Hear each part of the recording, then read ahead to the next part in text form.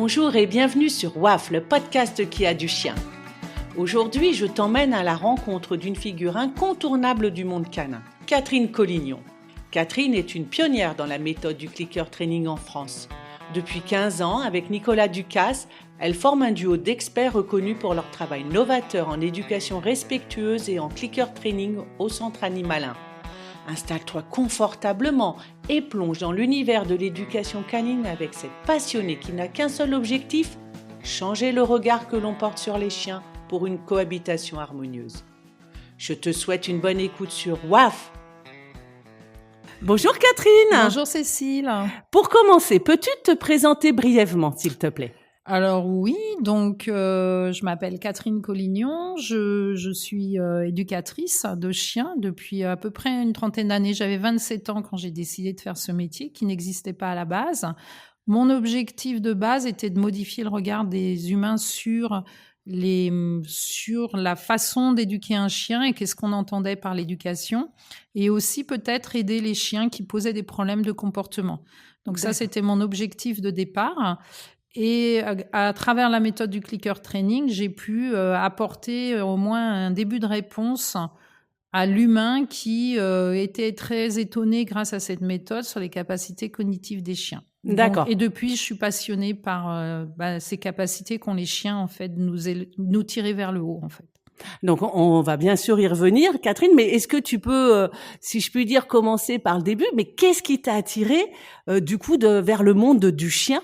Et comment est-ce que tu es venue au clicker training qu'il va falloir un petit peu expliquer pour les auditeurs. Alors, qu'est-ce qui t'a attiré vers le monde du chien ? Alors, le monde du chien, au départ, en fait, c'est une promesse que j'avais fait à une chienne quand j'étais jeune. Tania, elle s'appelait, et je lui avais promis que je changerais le regard des humains sur les chiens. Parce qu'elle avait eu un... Parce qu'elle a été... mon père l'a donnée, c'est une chienne que j'avais, que mon père a donnée, et elle est tombée dans une famille qui l'a maltraitée.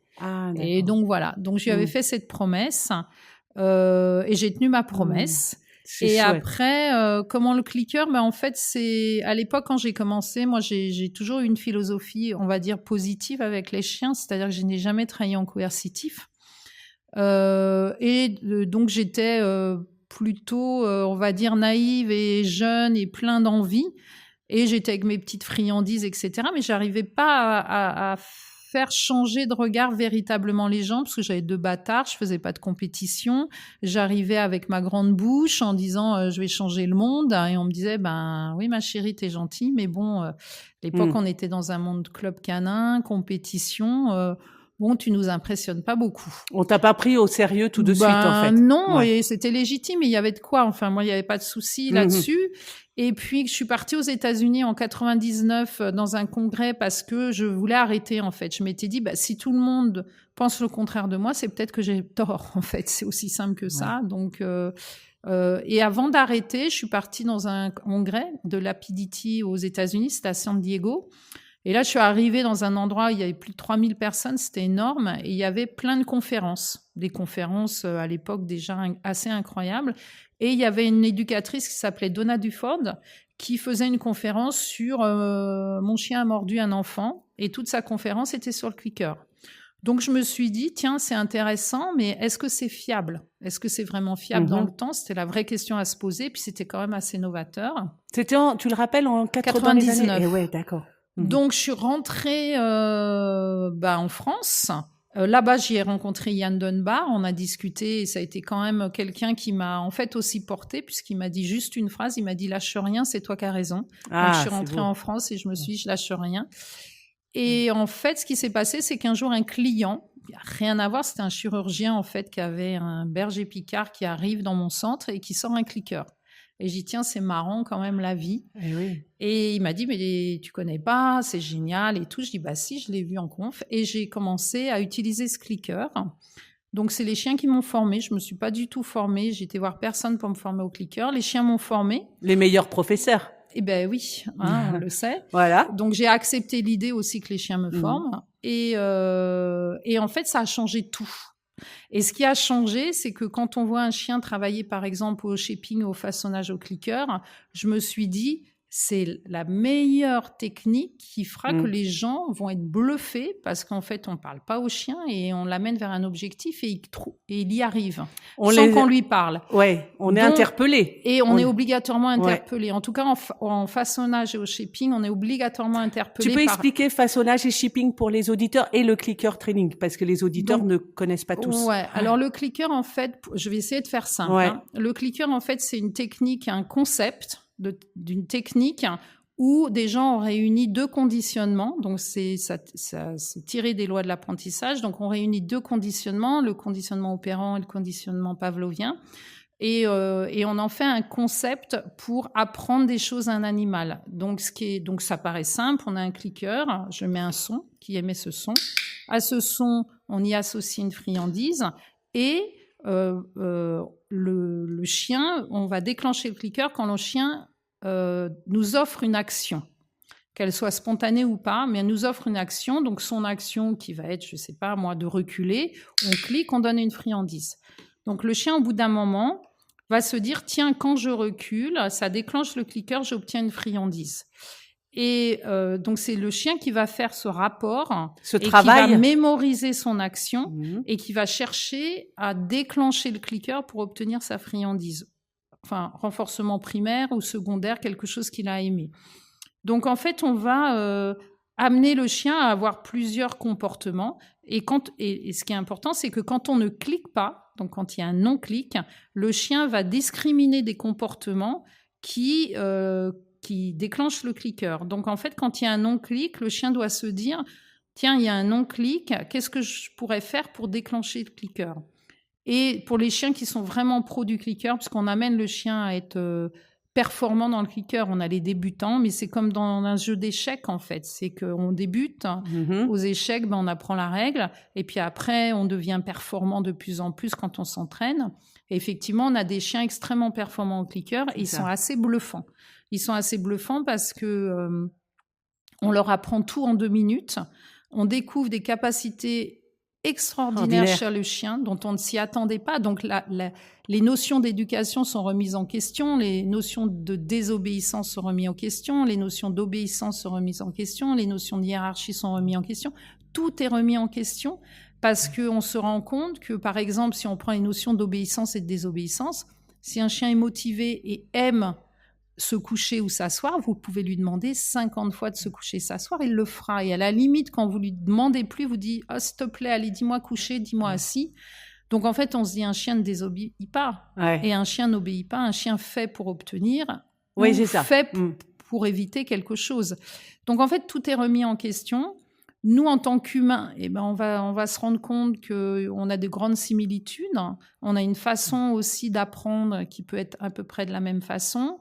Même si on est capable de performance peut-être supérieure au chien, je remets pas en question tout ça, mais en tout cas, le chien va commencer à nous bluffer. Et ce qui est intéressant avec cette technique, c'est que elle marche avec des rats, avec des chats, avec des souris, avec des poissons. Il y a même là, je crois que dans un zoo, ils ont commencé à travailler au clicker avec un crocodile, un éléphant, crocodile, pour les soins, poule, coq, machin. Et en fait, donc c'est une technique qui fonctionne et qui permet en fait d'offrir un outil de communication entre l'animal et le chien. Entre l'animal et l'humain, ou le chien et son maître. Donc, si on prend par exemple un maître lambda, en fait, tu as des maîtres par exemple qui arrivent à la maison et disent « Oh là là, j'en peux plus, il est têtu, il comprend rien ». Il y en a même qui disent « Je me demande s'il n'est pas un peu bête, en fait ». C'est vrai, tu l'entends. Franchement. Et en fait, on met le chien au clicker avec 2 positions, assis couché, et les gens ont un espèce de recul comme ça parce qu'ils se disent « Mais en 1 demi-heure, en fait, il s'assoit, il se couche, il fait plein de choses sans qu'elle lui donne d'ordre. Comment on ne comprend pas ». Parce que l'humain est tellement fixé sur les ordres qu'il ne comprend pas qu'un chien puisse faire des choses sans qu'on lui donne d'ordre. C'est assez étonnant, en fait, ce qui se passe dans le cerveau de l'humain. Et en fait, les gens sont bluffés et souvent, ils se disent « Mais en fait, c'est nous qui n'avons rien compris, en fait. Notre chien n'est pas bête, notre chien n'est pas têtu. Ouais. Qu'est-ce qu'on a loupé ?» Et grâce à cette technique, on élève les consciences des gens sur leur animal, on leur fait changer de regard sur leur animal et ils se prennent au jeu parce qu'en fait, ils deviennent amoureux de leur chien quelque part parce qu'ils se disent, en fait, il n'est pas con. On est passé à côté. On est véritablement passé à côté d'eux. C'est ça. Parce qu'ils avaient un regard qui n'était pas le bon, tout simplement. Ouais, un regard qui n'était pas le bon, et ils n'avaient pas d'outils aussi pour changer de regard. C'est ça aussi. Voilà. Donc le clicker, tu l'as expliqué, mais quand tu parlais du façonnage et du shaping. Ah oui, alors le shaping, c'est... On va utiliser le clicker, donc avec les friandises. Alors attention, le clicker n'a pas inventé le façonnage, le clicker n'a pas inventé le leurre, le clicker n'a pas inventé tout ça. Le clicker, c'est vraiment le concept de 2 conditionnements réunis. Et on va utiliser des techniques positives pour amener le chien à un objectif. Et on va introduire le clicker là-dedans. Donc là, par exemple, si je prends un exemple tout bête où je veux qu'un chien touche une chaise, je vais mettre le chien pas loin de la chaise, le chien va tourner la tête par exemple à droite, je vais cliquer récompenser, donc le chien va se dire tiens, je tourne la tête à droite, ça clique, ça récompense, donc je vais retourner la tête à droite, je clique, je récompense, petit à petit il va tourner la tête de plus en plus à droite, il va voir la chaise, donc je clique récompense, au bout d'un moment il va s'approcher de la chaise, je vais cliquer récompenser, après il va demander confirmation si de toucher la chaise, je déclenche le clicker, je vais lui confirmer que oui, donc c'est qu'il est sur la bonne voie. Après, je ne vais pas cliquer, donc il va augmenter le critère, il va toucher la chaise, je vais cliquer récompenser. Et petit à petit, je vais façonner une finalité jusqu'à une finalité. Et quand j'ai ma finalité, je clique, je récompense, je peux y mettre après un ordre ou un repère, peu importe. C'est pas mais je vais emmener le chien petit à petit, par lui, sa sélection. Il va discriminer les comportements qui sont cliqués et les comportements qui ne sont pas cliqués. Et il va aller évidemment vers ce qui déclenche le clicker. Et tu peux l'amener à à lui apprendre des choses que tu ne pourrais tu ne pourrais pas lui apprendre avec d'autres techniques. Oui, c'est ça. Moi, j'ai rééduqué un chien au niveau oculaire avec le clicker. Quelle technique peut offrir ça? C'est-à-dire En fait, c'est un chien qui avait des problèmes d'yeux. Ouais. C'est des yeux qui partaient à droite, un qui partait à gauche. Ouais. Et grâce au clicker, le chien a travaillé sa rééducation musculaire de l'œil et on cliquait à chaque fois. Donc, en fait, tu peux apprendre... En fait, le chien devient coopératif. Le chien participe, donc il devient vraiment acteur. Et tu as un échange que moi, j'ai jamais eu avec d'autres techniques. Ouais. Donc, c'est assez bluffant. C'est assez bluffant. Alors, tu parlais aussi qu'il y a différents niveaux et qu'il y a des chiens qui sont un petit peu experts, mais au point de pouvoir te mettre en défaut. Ça peut arriver ou pas du tout? En défaut, non, parce que c'est pas l'idée du chien, en fait. Ouais, d'accord. Par contre, il peut te mettre en défaut dans le sens si tu vas travailler des problèmes de peur, par exemple. Ouais. Mais ça, on l'a chez l'humain. On a exactement la même chose. Et puis, tu veux travailler au façonnage ou au shaping parce que tu veux amener le chien à faire un contrôle sur son émotionnel et décider d'avancer vers ce qui lui fait peur. D'accord ? Donc là, il doit faire un contrôle sur son émotion. Donc, c'est des thérapies comportementales qu'on a chez l'humain aussi. Et puis, tu as des chiens, par exemple, qui, à un niveau, ne veulent pas dépasser. Ils ne veulent plus approcher du critère. Enfin, ils ne veulent plus passer une... si tu veux, ils vont s'approcher. Par exemple, j'ai peur du verre. Je m'approche, puis il y a une distance que je veux plus franchir. Oui, défranchir, ouais. Donc, ils vont s'installer, ils vont rester dans le confort et la personne va cliquer sans s'en rendre compte. Et en fait, c'est le chien qui, lui, entre guillemets, t'amène à lui confirmer que c'est bon, il peut rester à cette distance. Et toi, tu te dis, il va passer, il va augmenter le critère et je vais lui faire passer, par exemple, il va approcher d'1 mètre de plus. Et en fait, le chien ne le fait pas. Parce qu'en fait, il va rester dans son obstination, que c'est terminé, il n'approchera pas plus, par exemple, de la voiture qui lui fait peur. Et la personne, si elle ne comprend pas que le chien est capable de prendre une décision, de refuser de faire quelque chose, que les chiens sont capables de dire « je ne veux pas faire ça », elle va se faire avoir et le chien va plus franchir de limites. Donc oui, on arrive même à se rendre compte qu'il y a des chiens qui savent très bien où tu veux les amener et ils vont décider de ne pas y aller. Mais toi, si tu n'as pas l'idée que le chien est capable de faire ça, tu vas te faire avoir. On va te faire avoir.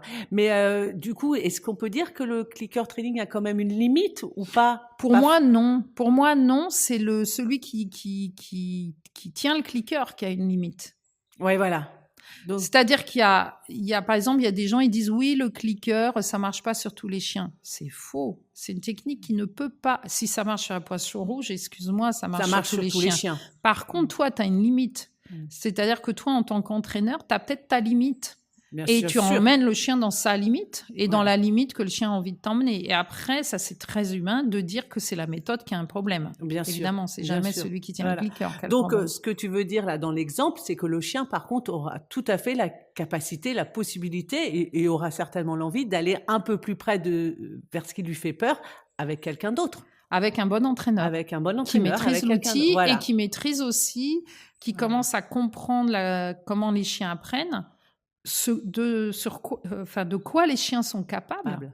Il faut connaître les chiens. Ça peut aller loin, un chien. Et moi, il y a des chiens qui m'ont bluffé, où je me suis dit non, qui m'ont mis en défaut, et je me suis dit c'est pas possible. Moi, je doute pas des chiens, en fait. J'ai aucun doute sur aucun chien. C'est-à-dire tous les chiens, pour moi, sont capables. Donc, je n'ai pas de doute. Donc, j'arrive très ouverte à ce niveau-là. Je n'ai pas de doute. Donc, quand c'est un chien, je n'y arrive pas à amener un chien vert, je me dis où est-ce que j'ai C'est toi. Où est-ce que j'ai manqué? Il y a un truc que j'ai pas compris. Il y a quelque chose que j'ai loupé. Et du coup, j'ai développé ma technique en ne doutant pas d'eux. Et c'est eux qui me faisaient douter de moi, par contre. Et du coup, apprendre encore. Où ils sont encore tes meilleurs professeurs. Tu apprends des choses. Et en fait, ce qui est étonnant, c'est que tu te dis, non, c'est pas possible. Et en fait, tu vérifies auprès des chiens. Tu dis, bah si, c'est possible. Tu as des chiens où tu as des chiens où le maître ne se rend pas compte, c'est le chien qui fait cliquer le maître, qui l'amène. Parce qu'en fait, c'est une technique qui laisse libre, entre guillemets, libre le chien de proposer ou pas, en fin de compte. Pourquoi tu dis entre guillemets? Parce que quelque part, quoi qu'on en dise, même si on travaille en positif, on amène le chien vers un objectif. Donc, tu l'amènes vers quelque chose. Oui, mais il est OK. Il est OK parce que tu fais tout pour qu'il le soit. Ouais. En fait, c'est ça l'idée. C'est que tu fais tout pour qu'il le soit. Et à partir du moment où il y prend plaisir... pour lui, il n'y a pas de raison de ne pas le faire. Voilà. Mais, comment dire? Par exemple, les chiens t'apprennent qu'est-ce que je pourrais dire? Par exemple, on te parle de Pavlov, on te dit, oui, la cloche, la gamelle, etc. Mais si tu prends un clicker... Parce que le challenge qu'on a en éducation, c'est de faire baisser la valeur de l'environnement. C'est bien la problématique. Tous les gens qui ont un chien, ils disent « Oui, mon chien, je voudrais qu'il arrête d'aller chasser, je voudrais qu'il arrête d'aller voir les humains, je voudrais qu'il arrête, ou je voudrais qu'il fasse ça. » Mais c'est la même chose. Que tu me dises qu'il fasse ça, c'est que tu voudrais qu'il arrête ça, en fait. Donc, notre challenge en éducation, c'est de faire baisser la valeur de l'environnement pour favoriser l'environnement de proximité, c'est-à-dire moi. C'est-à-dire que mon chien a envie plus d'interagir avec moi et d'être moi qu'avec l'environnement. Donc, si tu prends Pavlov, par exemple, on te dit, oui, gamelle, clic égale friandise. Mais en fait, tu as des chiens qui t'apprennent que oui, c'est qu'un clic avec un knackise, ton clicker n'a pas la même valeur aux yeux du chien qu'un clic et un biscuit. Et ça change tout. C'est-à-dire que si tu travailles au clicker, moi, je veux que le chien, quand je sors le clicker, c'est comme un gamin qui te dit, allez, maman, s'il te plaît, on joue encore un peu aux dames ou aux petits chevaux, etc. C'est-à-dire que à la limite, j'arrête, mon chien est déçu. Oui, c'est ça. Il te réclame le lendemain. Si ton chien, tu travailles en clic biscuit, par exemple, ton chien, il est plus ou moins libre de décider ou pas. Donc, s'il y a un pote et que le pote, il a une valeur knackise, plus importante, il va se barrer, il va aller jouer avec le pote. Bien sûr. Donc, en fait, les chiens t'apprennent à remettre en question la généralisation. Ils t'apprennent à remettre en question... Les priorités? Pavlov, oui, je suis d'accord, mais si on associe le clicker à des knackis, ça n'a pas la même valeur. La même valeur, donc le même impact sur le cerveau, donc le même impact sur tes choix, et en fait, ils te font réfléchir à toutes ces notions, en fait. Et c'est là où ne pas douter des chiens fait que tu deviens moins bête, ils te tirent vers le haut, ils te font réfléchir, ils te font remettre en question beaucoup de choses. Mais bien sûr. Et ça, c'est top. C'est bien sûr, c'est énorme. Mais alors, justement, toi, tu as décidé de te spécialiser dans cette éducation positive, on peut l'appeler comme ça, ou respectueuse. Mais pas que clicker. C'est-à-dire que le clicker, si tu veux, moi, par exemple, le clicker, je l'utilise pas pour éduquer les chiens au quotidien. D'accord? C'est-à-dire que tu as d'autres techniques positives et dans la même philosophie. qui sont... Par exemple, je vais pas apprendre à un chien à faire pipi dehors avec mon clicker. Ouais. C'est absolument ridicule. Si on avait besoin du clicker pour ça, ça se saurait depuis le temps. Et en plus, ça peut mettre le chien en défaut. Contre-productif. Par Ouais. exemple, moi j'ai un exemple d'un chien. La cliente arrive, elle me dit oui, mon chien est coprophage. Oui, il souffre de potomanie, pardon. Potomanie. Je dis ah bon, mais comment ça? Il a 8 mois, le chien, il peut pas être potomane. Enfin, je trouve ça assez étonnant. Tu peux expliquer? Potomane, c'est une maladie là. Pour le coup, c'est une vraie maladie, là même chez l'humain. C'est que les chiens sont en recherche d'eau et de liquide et c'est obsessionnel. Ouais. Voilà. Moi, j'en ai rencontré que 2 dans ma vie et c'est assez flippant et assez étonnant. Donc, elle me sort ça sur son chien. On va sur le terrain d'éducation. Il y a un seau. Le chien, il travaille avec moi. Il n'a pas bu le seau. Ah oui. Un chien potomane, c'est impossible. Hein. Il va dans le seau, il te le boit, il ne s'arrêtera pas.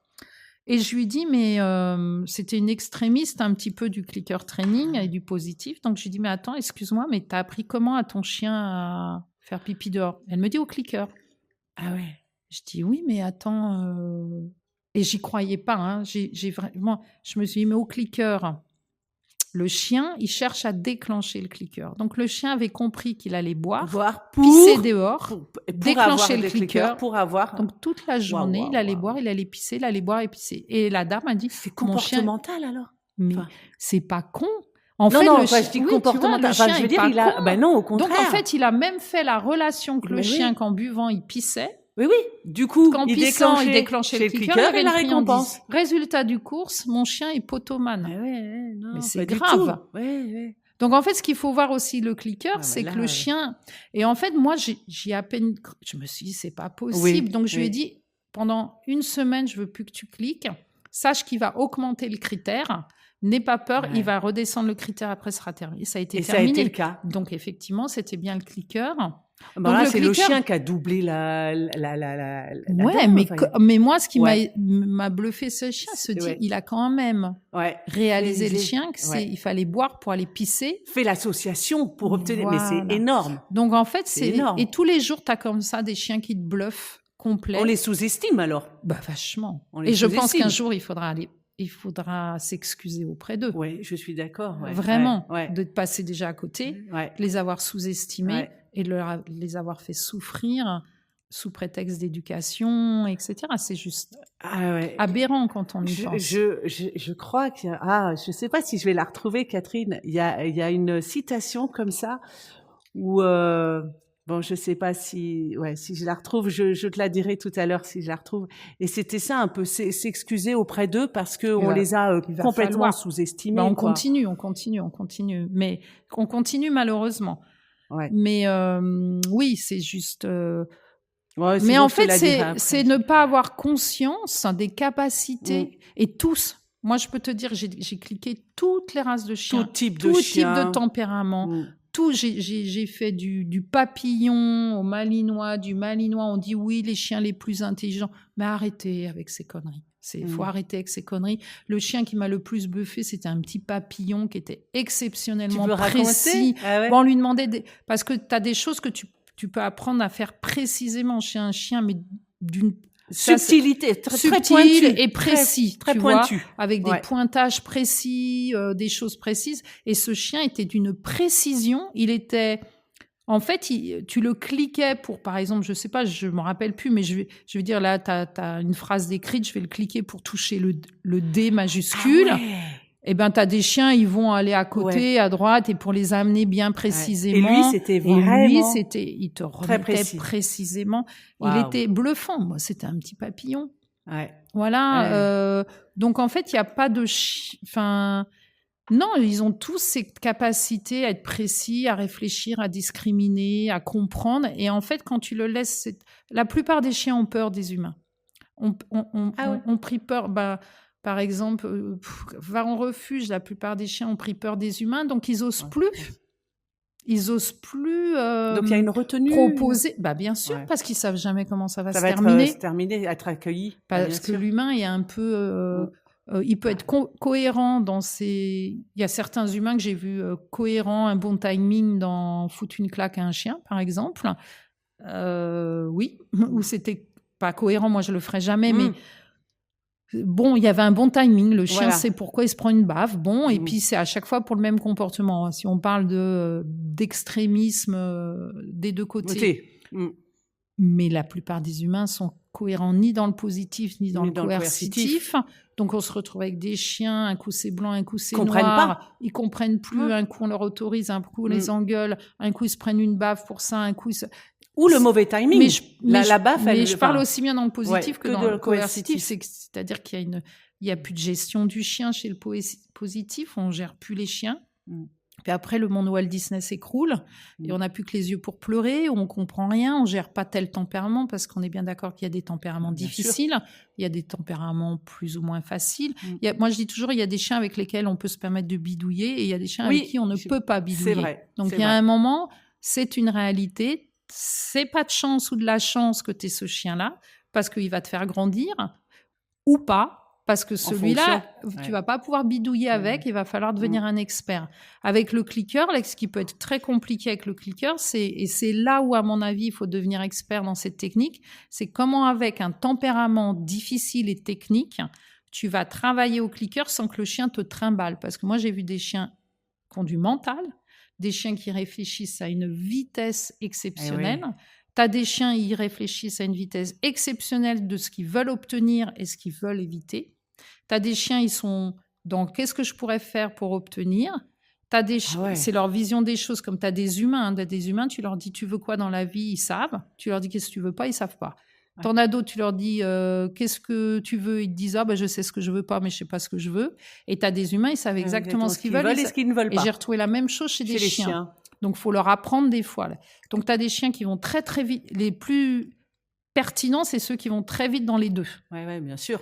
Et donc, ils sont très concentrés, ils t'analysent très vite, ils savent si tu as du mental ou si tu n'en as pas. C'est ça. Parce qu'il faut arrêter. Il y a des chiens, ils savent. Il y a des chiens qui sont physiques et mentaux. Il y a des chiens qui sont que physiques. Ils savent très bien que physiquement, ils trimballent tout le monde. Il y en a d'autres qui savent que mentalement, qui influence qui. Il y en a qui ont les deux. Et puis, il y en a d'autres, c'est de l'hypersensible ou fragile un peu émotionnellement. Donc, on a de tout en panel. Donc, comment on fait avec le clicker pour travailler même des chiens? Alors, tu as le chien qui a du mental, mais que personne n'est rentré en conflit avec. Et puis, tu as le chien qui a du mental où il a appris que dans le monde des humains, c'est le conflit, si tu veux obtenir quelque chose. Donc, ça fait des chiens qu'il faut rééduquer dans, comme on pourrait dire, un petit ado qui a appris un peu à répondre dans la vie, il y a les forts et les faibles. Voilà. Et tu as des chiens, tu as ça. Donc, en fait, je pense qu'il faut aussi éduquer l'humain que si tu te bats avec ton chien, sois sûr de gagner, mais tu lui apprends quand même que dans la vie, il y a des faibles et il y a des forts. Donc après, il ne faut pas venir se plaindre. Puis après, on vient de parler de socialisation, des grands discours comme ça. Donc, il y a des grosses incohérences. Oui, on donc, pourra en fait, y revenir. Au clicker, c'est vrai que tu peux rééduquer d'un point de vue comportemental. Tu peux rééduquer aussi des problèmes éducatifs qui ne sont pas des problèmes comportementaux. Tu peux aussi...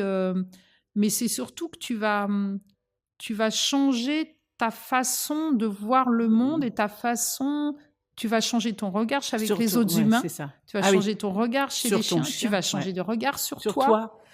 En fait, donc c'est une technique, je dis, qui devrait être presque obligatoire pour rien que pour te dire c'est possible. Pour se remettre en question. Voilà, et déjà. te dire c'est possible. Voilà, Est-ce que c'est vraiment possible? D'ailleurs, c'est une technique qu'on avait un peu oubliée, qui revient à fond, qui revient même dans les chiens de travail. On commence à utiliser de plus en plus le clicker parce que en fait, on arrive à des performances qu'on n'arriverait pas autrement. Je l'ai vu à la police. J'ai interviewé la police nationale et ils l'utilisent effectivement. Mais bien sûr. Et puis surtout, faut pas s'en priver. Là, pour le coup, faut pas s'en priver. Bien sûr. Mais par contre, Catherine, de ce que je comprends dans ton discours, tu me dis si je me trompe,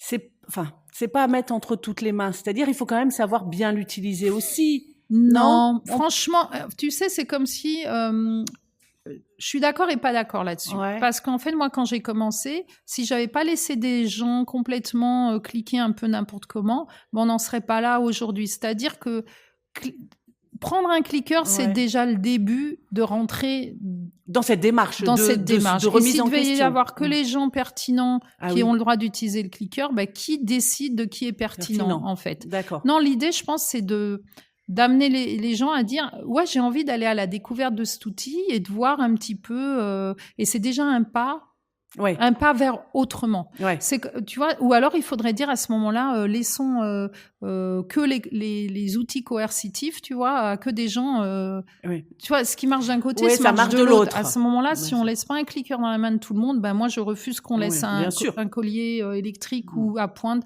dans la main de n'importe qui.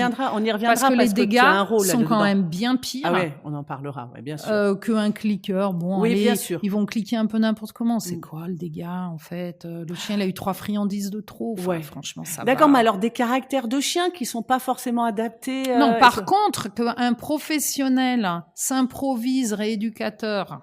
Voilà. Parce qu'il a bidouillé 2-3 coups avec un clicker. Là, ça devient compliqué. Là, ça devient gênant. Ça devient gênant pour moi parce qu'on parle de rééducation et c'est toujours les chiens qui payent l'addition. Bien sûr. C'est jamais l'humain. Donc, par respect pour eux, arrêtons de bidouiller. Abstenez-vous, quoi. Que tu lui apprennes à ranger ses jouets, que tu lui apprennes à s'asseoir, à se coucher, à faire des reculs, à faire des numéros de cirque. Bon, franchement, ça va emmerder qui? Enfin, pas le chien, et puis voilà. Mais qu'on commence à s'improviser rééducateur parce qu'on a bidouillé 2-3 chiens, ça m'embête un peu plus. Non pas pour l'humain, mais plus pour le chien qui est en rééducation. Ou qu'on dit à des gens utilisez le clicker à fond dans l'éducation des quotidiens et que on n'a pas compris le truc et qu'on a des chiens par exemple qui vont être infernaux. Alors il n'y a pas que le clicker qui rend les chiens infernaux au quotidien, hein, donc faut pas le rendre responsable de tout. Mais en tout cas, le clicker, comme je donnais l'exemple du pipi à l'extérieur, le chien va chercher à déclencher le clicker. Donc c'est ça, et si t'as pas compris ça, t'as rien compris. Donc, un équilibre. Donc, on va se retrouver avec des chiens. Si j'apprends mon chien à aller dans la couche au clicker, ça s'appelle un target, ça s'appelle pas une couche pour moi. Si mon chien, je lui dis va te coucher, je veux qu'il attende pas un clic. Je veux qu'il aille dormir, comme là, ils sont sur le canapé. Ils sont pas là à me regarder avec leur bille. Quand est-ce que tu vas cliquer? Sinon, ils vivent leur vie de chien aussi, alors tu laisses c'est-à-dire que il y a un moment quand moi j'ai fini une séance clicker, c'est fini, je range mon clicker. Comme quand j'ai terminé une séance balle, c'est fini les chiens, on fait autre chose. Et ils vivent leur vie de chien et pas de voilà, c'est pas des. Donc ça aussi, il y a une responsabilité aussi à dire. C'est important que tu le dises. Ouais, c'est important qu'on soit clair avec les chiens. Qu'on soit clair et qu'on arrête d'être parce que l'ambiguïté, on veut l'avoir pareil. Si par exemple mais je parle même pas clicker. Si par exemple je joue à la balle avec mes chiens et je leur dis c'est fini, et puis ils me disent oh non, allez s'il te plaît encore, comme ferait un gamin. Je dis bon allez une dernière. Hein. T'étonnes pas si ton chien à chaque fois que tu lui dis c'est fini, il aboie pour que tu continues. Mais sois bonne joueuse au moins, sois pas mauvais perdant.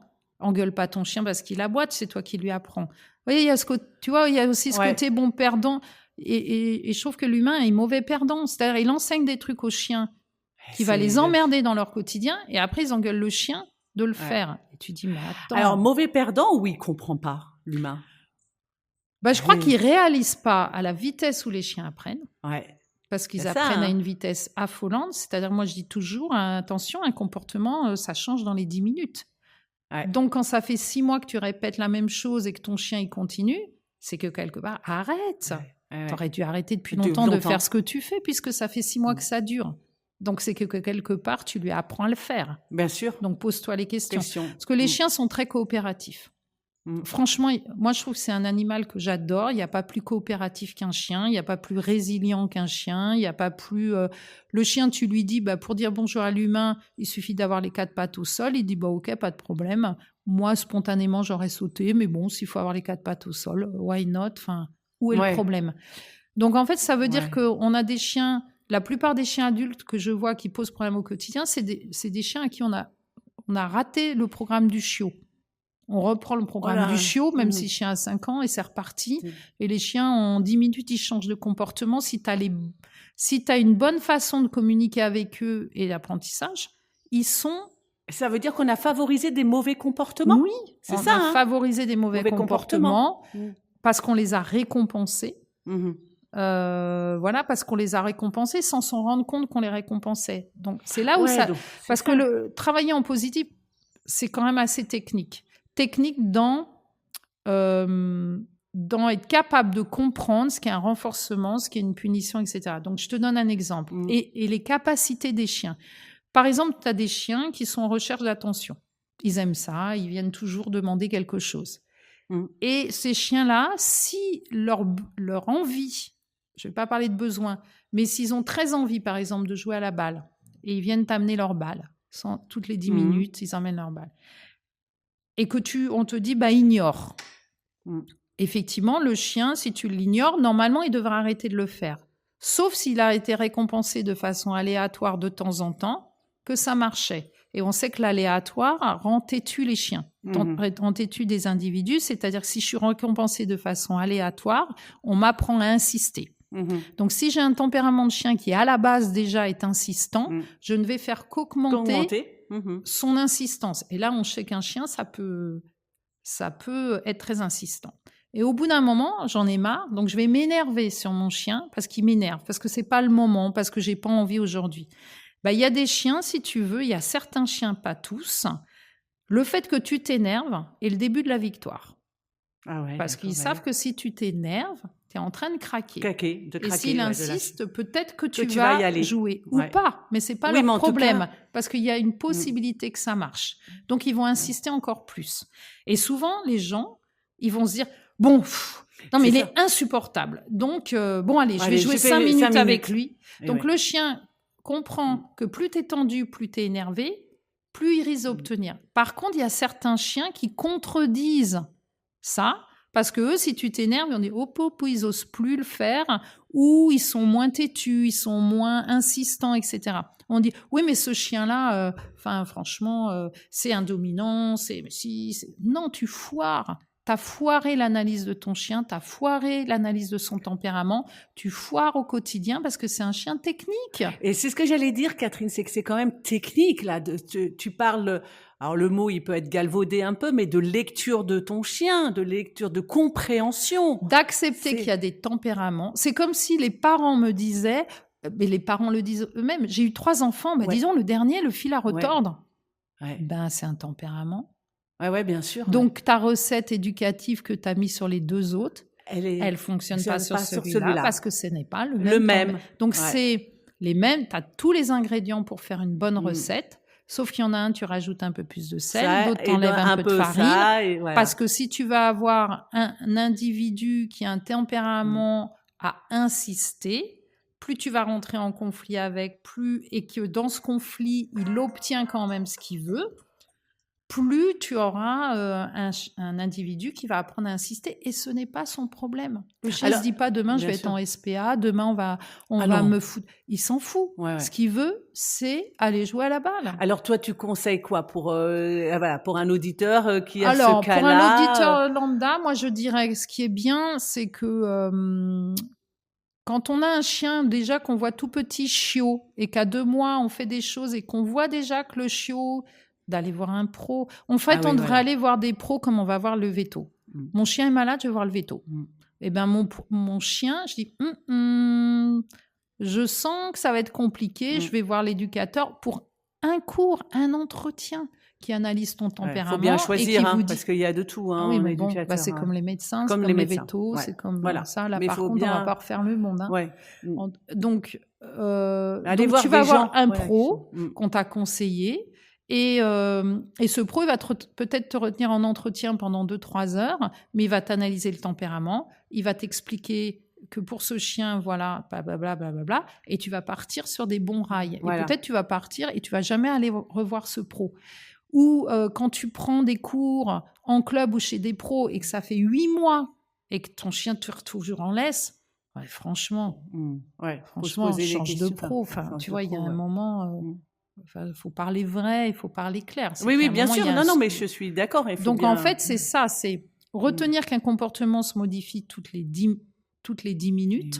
Donc, si ça fait déjà 2 mois que tu fais quelque chose et que tu vois que le comportement augmente, c'est qu'il y a un truc que tu n'as pas vu. Ouais. C'est ça, en fait. C'est que si tu crois punir ton chien et que le comportement augmente, c'est que tu le récompenses. Ouais. Tu vas le prendre par tous les bouts. Donc, regarde ce qui peut le récompenser. Regarde là. Et le problème, on le sait, c'est que c'est le quotidien, le piège.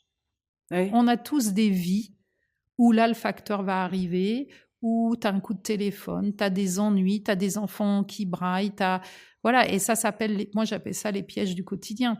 Donc par exemple, je te prends un exemple tout bête, je suis chez moi, mon chiot, il veut sortir, je suis au téléphone, oui. je suis là avec quelqu'un où je peux pas aller ouvrir la porte à mon chiot, il est là, et tout d'un coup il gratte à la porte en chêne que j'ai acheté une fortune, il gratte, je dis à la personne au téléphone, quittez pas, je vais ouvrir à mon chiot, je viens de lui apprendre à gratter. Ouais. C'est con, mais ça s'appelle le quotidien. Et les gens vont te dire, bah oui, mais si j'ouvre la porte, il arrête de gratter. Oui, je suis d'accord avec vous. Mais tu as récompensé l'action de gratter. L'action d'ouvrir récompense son chien, donc c'est pas toujours une friandise. Donc c'est peut-être ça qu'il faut apprendre aux gens. Clairement. Qu'est-ce que j'obtiens quand j'ai tel comportement et qu'une récompense n'est pas obligatoirement une friandise. Bien sûr. Mais alors, ça, c'est très, très intéressant ce que tu dis. Mais alors, tu es quand même précurseur, je ne sais pas si on dit au féminin, mais dans cette compréhension ou autre regard sur le chien, de cette méthode un peu positive en France, parce que tu as une certaine autorité, on peut le dire.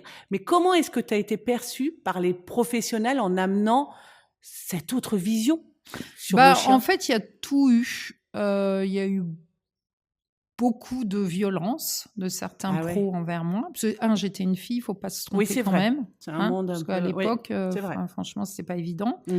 Et puis, il y a eu des gens qui sont venus, il y a 20 ans en arrière, on venait chez Animalin, il y avait des gens qui venaient chercher une autre philosophie. Et en fait, ils avaient des gens qui étaient dans le coercitif ou pas. Il y a eu plein de compétiteurs qui sont venus ici. Il y a eu toutes sortes de gens qui sont venus ici pour avoir une autre philosophie. Ah oui, donc il y en a qui étaient tout à fait mais tout à au fait. Contraire. On appelait ça, à l'époque, on appelait ça les chiens mutants. C'est des chiens qui avaient été éduqués en coercitif et qui découvraient la méthode du clicker. Et quand on les travaillait, ces chiens-là, ils montaient dans un stress phénoménal parce que c'est des chiens qui n'osaient plus proposer. Puisque tout était désobéissance. On avait un regard où tout était désobéissance. On disait à un chien, couche-toi là et bouge pas. Si le chien bougeait, parce que je sais pas, le sol était peut-être chaud, le chien n'avait pas le droit de bouger. Tout était. Alors donc, quand tu fous un chien comme ça au clicker, il y a déjà 4-5 ans de schéma comme ça et que tu le mets au clicker, j'ai vu des chiens mais trembler de peur, d'oser prendre une initiative. Alors, c'est terrible. Ouais, c'est terrible. Mais c'est terrible. Pour moi, c'est la pire des soumissions, en fait. C'est même l'autre n'a plus, n'ose même plus exprimer qui il est. Exister, ouais, c'est ça. De dire, voilà. Mais bon, je pense que ça a changé. Enfin, j'espère. Donc voilà, dans le monde du chien, il y a vraiment eu des gens, moi, parce qu'on dit oui, les coercitifs. Non, je suis désolée. Enfin, moi, j'ai connu plein de coercitifs qui adoraient leurs chiens. Mais vraiment qui adoraient leurs chiens et qui ont demandé que ça, de revoir leur mais méthode. Par contre, ce n'est pas simple. C'est pour ça que je dis que pour moi, c'est relativement simple parce que franchement, j'ai pas eu un énorme effort à faire. Parce que tu n'es jamais passé par le coercitif. Mais des gens comme mon associé Nicolas, qui était dans le coercitif, qui est passé au positif. Il a fait une sacrée démarche. Alors, tu fais une sacrée démarche, puis c'est dur. Parce qu'en fait, par rapport à son milieu où il était, non, ça parce que c'est toi. Parce que tu te dis, mais si j'avais su, je n'aurais pas fait ça à certains chiens. Je n'aurais pas fait ça à certains chiens. Lui, par rapport des chiens que t'aimaient, et que t'adorais, et tu dis, j'ai fait ça. Moi, j'ai eu des clients aussi qui ont pleuré.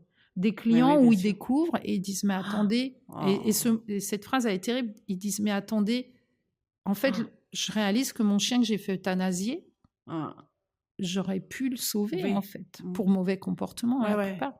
Et franchement, c'est chaud parce qu'il pleure, et là, l'ardoise, elle est compliquée.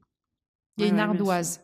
Oui, mais en même temps, ça les fait remettre en question, progresser, évoluer, apporter... Puis on peut pas revenir sur ce qui a été fait. Oui, mais je veux dire, et apporter un peu d'eau à ton moulin, dans le sens où ces gens-là vont aussi communiquer cette façon. Et d'ailleurs, ils sont bien plus souvent tu vois, vindicatifs, guerriers pour changer les mentalités. Exactement. Parce que ils se disent, mais C'est ça. Faut arrêter, quoi, parce qu'ils aiment les chiens. C'est juste qu'ils pensaient que c'était comme ça. Mais voilà, c'est pour ça que quelque part, ça a du bon. Mais bien sûr c'est dur de vivre avec ça. Bon. Mais après, attention, hein, moi, je suis pas contre l'autorité. Je suis pas contre. Je fais de l'autorité avec mes chiens. J'ai pas de problème. La seule chose que je demande, c'est que, en fait, on se trompe. Quand est-ce que de l'autorité, ça devient de l'agression pour un chien? Ah, tu peux répondre à ça? Bien sûr, quand ce n'est plus de la communication. C'est-à-dire, tu peux creuser un peu? Ouais, je vais creuser. C'est-à-dire que, si tu veux, quand le chien, en modifiant son comportement, se rend compte qu'il ne peut pas modifier le tien, il se met à avoir peur. Donc, je vais te prendre un exemple humain.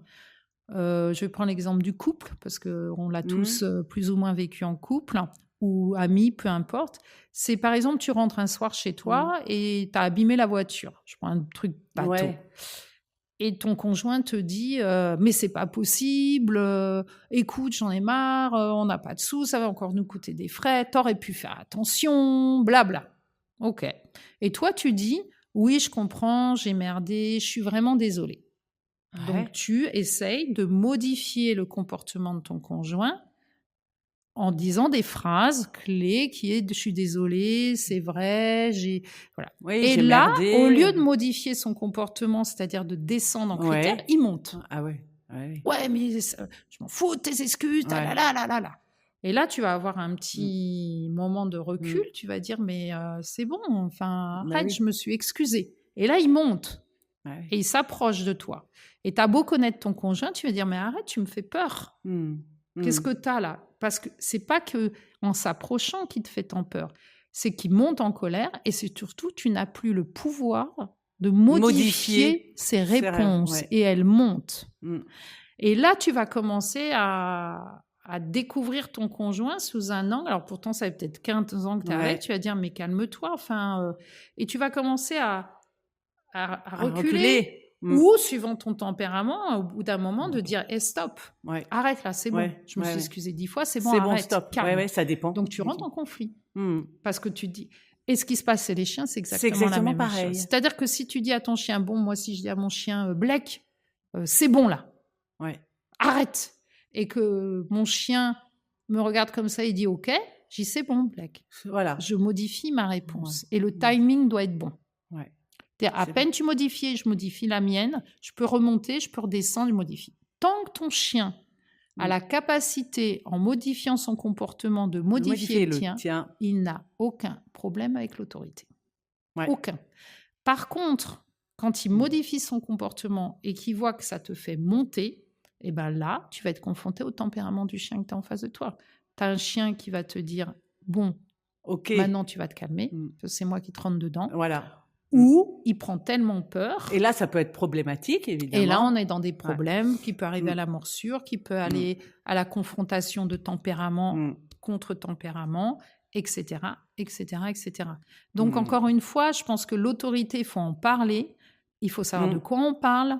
Et du coup, c'est aussi un savoir et c'est aussi une technique. Mais justement, c'est ça, c'est ce que je trouve, c'est très technique. Et du coup, les chiens t'apprennent aussi qu'avec un humain, si on monte et qu'on s'engueule, c'est qu'il n'y en a pas un qui veut, en fait, on est dans le conflit. Et donc, à un moment, les chiens se sentent agressés.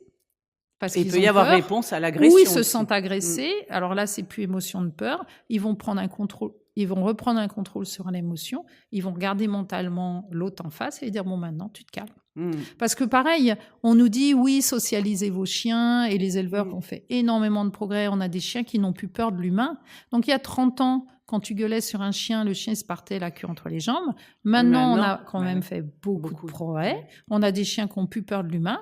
Et quand l'humain devient con, le chien, ça lui fait pas peur de rentrer dedans, quoi, en gros. Moi, je peux l'être. Si je suis Rottweiler, je peux te rentrer dedans. Je rentre dedans, Si je suis Beauceron, je peux rentrer dedans. Tu as des génétiques, tu as des lignées, tu as des tempéraments qui font qu'à un moment, si le chien se rend compte qu'il est plus fort que toi, mentalement et physiquement, il y a un moment, il va te dire stop. Et après, on dit oui, les dominants, après, écoute… Je sais pas. Enfin, tu vois, il y a un moment, c'est tellement basique le discours que tu te dis, mais putain, les humains, allez-y, il a réfléchi. Tu sais, Catherine, moi, ça me fait penser avec le cheval, par exemple. C'est pareil. Ouais, voilà. Mais tu sais, le cheval, vu que il est plus gros, plus lourd. Je sais pas. On crâne moins. Hein. Exactement. On crâne T'es un d'accord peu moins. Ouais, c'est Voilà. comme c'est plus simple de saccader Voilà. un chiot T'es d'accord, hein à 4 mois. Voilà. Hein. Et quand on pense le nombre de Rottweilers qui sont passés à la Ouais. piqûre Ouais. pour ces histoires Ouais. de dominants, moi je dis toujours, mais Mm. putain, un Rottweiler qui est sur un canapé, c'est un dominant, un caniche qui est sur un canapé, c'est un Ouais. petit caniche trop mignon. Ouais. Ouais. Mais attendez, Mais je suis complètement comment un d'accord. Rottweiler, il est né... Alors, tous les Rottweilers sont nés dominants, puis vous mettez quoi derrière Moi, ça? C'est quoi le délire? J'en ai récupéré une, mais alors extraordinaire. Alors que, moi, c'est une race que, en plus, oui, je sais j'affectionne tout je sais particulièrement. que J'adore, tu, je sais que tu adores cette race. Et moi, je raconte souvent, je te promets, mais pareil, hein, il y a de cela, c'était bien avant leurs histoires de catégorisation et autres. Ma fille était pas née, donc tu vois, elle a 29 ans. Il y avait une nourrice qui travaillait près de chez moi. J'étais en appartement en région parisienne. Elle était nounou avec 2 Rottweilers. Et je te promets que les enfants qu'elle gardait, mais il n'y avait aucun problème.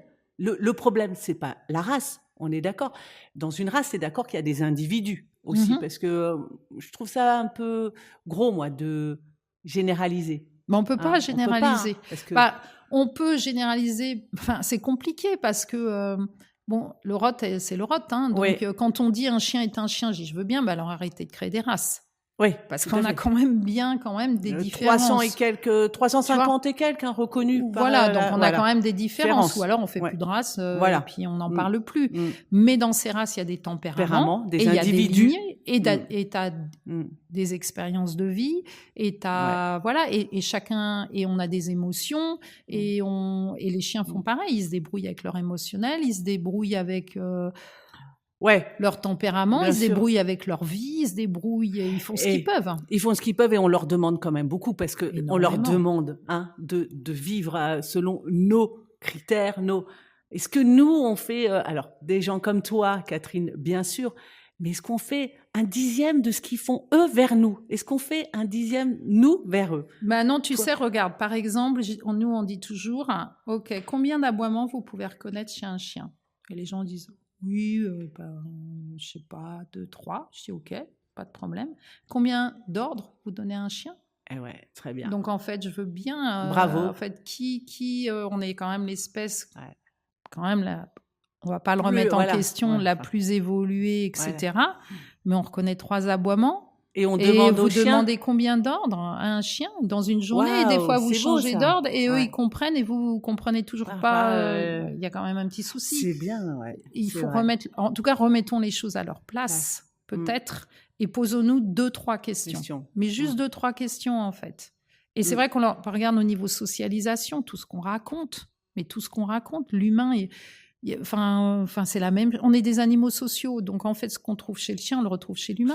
Il y a des, on te dit bah oui, alors socialisons nos chiens, et des chiens non socialisés, c'est des chiens problème. Mais alors si on a des humains non socialisés, il y en a combien? Ouais, bien sûr. Et puis être sociable, ça veut dire quoi? Voilà. Est-ce que nous on aime tout le monde? Mais ça veut rien dire et tout dire. Voilà. Moi, un chien sociable, à la limite, je dirais, peut-être que c'est mon côté provoque, c'est un chien qui sait se battre sans tuer l'autre. Ouais. Voilà, et voilà, déjà, c'est pas mal. Si ton chien, il se bat tous les jours et il tue pas l'autre, et il mord pas, écoute, déjà, il est pas mal, ton chien. Tu vois, on veut qu'ils aillent dans n'importe quel milieu social, on veut qu'ils rencontrent n'importe quel chien. Et honnêtement, tu as des chiens, tu pourras. Oui, moi, il y a des chiens, on me montre, on me dit « Oh, il est très bien socialisé. » Je dis oui, enfin, à la base, tu n'as pas fait de boulot, il est comme ça, ton chien. Oui. Je suis désolée, arrête de me faire croire que tu as fait un super boulot, c'est pas vrai. Il est comme ça. Ouais. Tu aurais pu lui montrer 10 000 chiens ou pas de chiens du tout, il était sociable. Il y en a d'autres, il va falloir savoir ce que tu fais au niveau socialisation, parce que c'est des chiens un peu plus compliqués que les autres, socialement. Est-ce pour autant des chiens à problème? Pas du tout, non. Bien sûr. C'est des chiens qui ont des limites, comme des humains ont des limites. Bien sûr. Et à ce moment-là, accepte les limites de ton chien. Bien sûr. Et puis ça ira très bien. Oui, bien sûr. En 2006, Catherine, tu as fondé l'association MFEC, un mouvement professionnel francophone des éducateurs de chiens, avec le soutien du docteur Yann Dunbar. Yann Dunbar, exactement. Est-ce que tu peux nous en parler? de cette initiative et de son impact sur le monde de l'éducation? En fait, à la base, si tu veux, pourquoi j'ai créé le MFEC? Parce que je voulais rendre une reconnaissance aux gens de terrain. Moi, je suis très admirative pour les gens de terrain, les gens du faire. De la réalité. Qui vont toucher du chien, comme on disait avant. Tu vas toucher du chien. Les théoriciens, au bout d'un moment, ça commence à me fatiguer, parce que les grandes théories... D'accord, mais on va les vérifier sur le terrain, les grandes théories. Donc l'idée, mais souvent ça s'arrête. Hein. Tu vois les limites du coup. Ah bah oui, souvent, les limites, elles arrivent très vite. Tu vois les limites, elles arrivent très vite. Donc en fait, moi, mon idée du MFEC, c'est déjà de remettre à l'honneur les éducateurs, parce de terrain. Oui, parce qu'à l'époque, si tu veux, tu avais les vétos comportementalistes. Les comportementalistes, c'était le haut du panier. C'était hiérarchiquement et socialement vraiment au-dessus. Et nous, on était... Moi, à l'époque, pourtant, il était dit que j'étais comportementaliste, mais du coup, j'ai eu envie de m'appeler éducateur. Parce que apprendre des choses à un chien, c'est quand même... c'est génial. C'est vraiment au top. Ouais. Et donc, j'ai créé cette association pour ça. Pour aussi, parce que j'avais quand même connu ce métier où ça n'existait pas, c'était pas un métier qui existait, et était seul. Et maintenant, quand tu vois toutes les formations, mais à l'époque, il n'y avait même pas de formation. On avait les règles de la hiérarchie, et il fallait te débrouiller avec ça quand tu allais voir des chiens, etc., en domicile. Il y avait vraiment rien. Il y avait personne qui te formait. Donc, j'ai créé cette assoce, pour donner une légitimité aux éducs. À la profession. Faire en sorte qu'ils ne soient pas seuls. Se regrouper et montrer qu'il y en avait beaucoup quand même, qu'il y en avait pas mal. 3, pour faire passer encore les méthodes, devenir beaucoup plus technicien et technique dans notre façon d'interagir avec les chiens. Donc 4, progresser, évoluer, voilà. Tirer le niveau vers le haut. Vers le haut. 1, offrir l'opportunité. Cette association était à la base ouverte à tout le monde, c'est-à-dire même les gens qui étaient plutôt dans un milieu, on disait plutôt méthode classique à l'époque, de pouvoir aussi venir et petit à petit franchir des étapes pour aller vers du positif. Voilà, donc c'était ça l'idée, et d'organiser des congrès, et aussi que dans ces congrès, il y a des éducateurs qui osent prendre la parole et expliquer ce qu'ils vivent, sur quelles thématiques ils ont réfléchi, sur quel chien leur a posé problème, etc. Donc, c'était redonné. Parce qu'à l'époque aussi, tu n'avais que des professeurs qui faisaient les congrès et les confs. Qui n'est plus professeur machin, vétérinaire machin, tu n'avais pas de gens de terrain. Ils n'osaient pas prendre la parole. Bientôt, là, tu vas intervenir, d'ailleurs. Oui, au MFEC, ils m'ont redemandé d'intervenir. On va discuter sur ce qu'est le positionnement professionnel. C'est quoi un professionnel ? Qu'est-ce qu'un éducateur ? Qu'est-ce qu'un professionnel ? Très intéressant. Oui. Alors, ça sera ouvert. Est-ce que tout le monde va pouvoir... Je pense que si tu es adhérent du MFEC, déjà, tu peux. Et non adhérent, je pense que tu peux aussi. J'ai pas trop regardé parce que je suis plus présidente du MFEC. Non, mais néanmoins, tu es membre d'honneur. Oui, depuis l'année dernière, je suis revenue membre d'honneur. Puis l'année dernière. Voilà, tu es membre d'honneur. Mais et comment tu vois l'évolution des méthodes respectueuses dans l'éducation canine ? En fait, je pense que ça devient un peu compliqué parce que alors les méthodes, je sais. On a l'extrême positif, on a l'extrême coercitif. Ce qui est nourri d'un côté nourrit toujours de l'autre.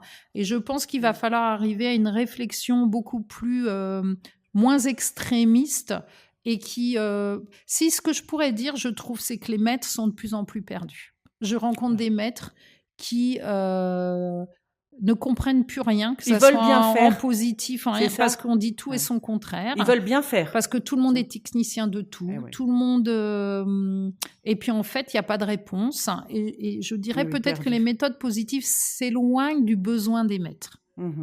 Ça devient...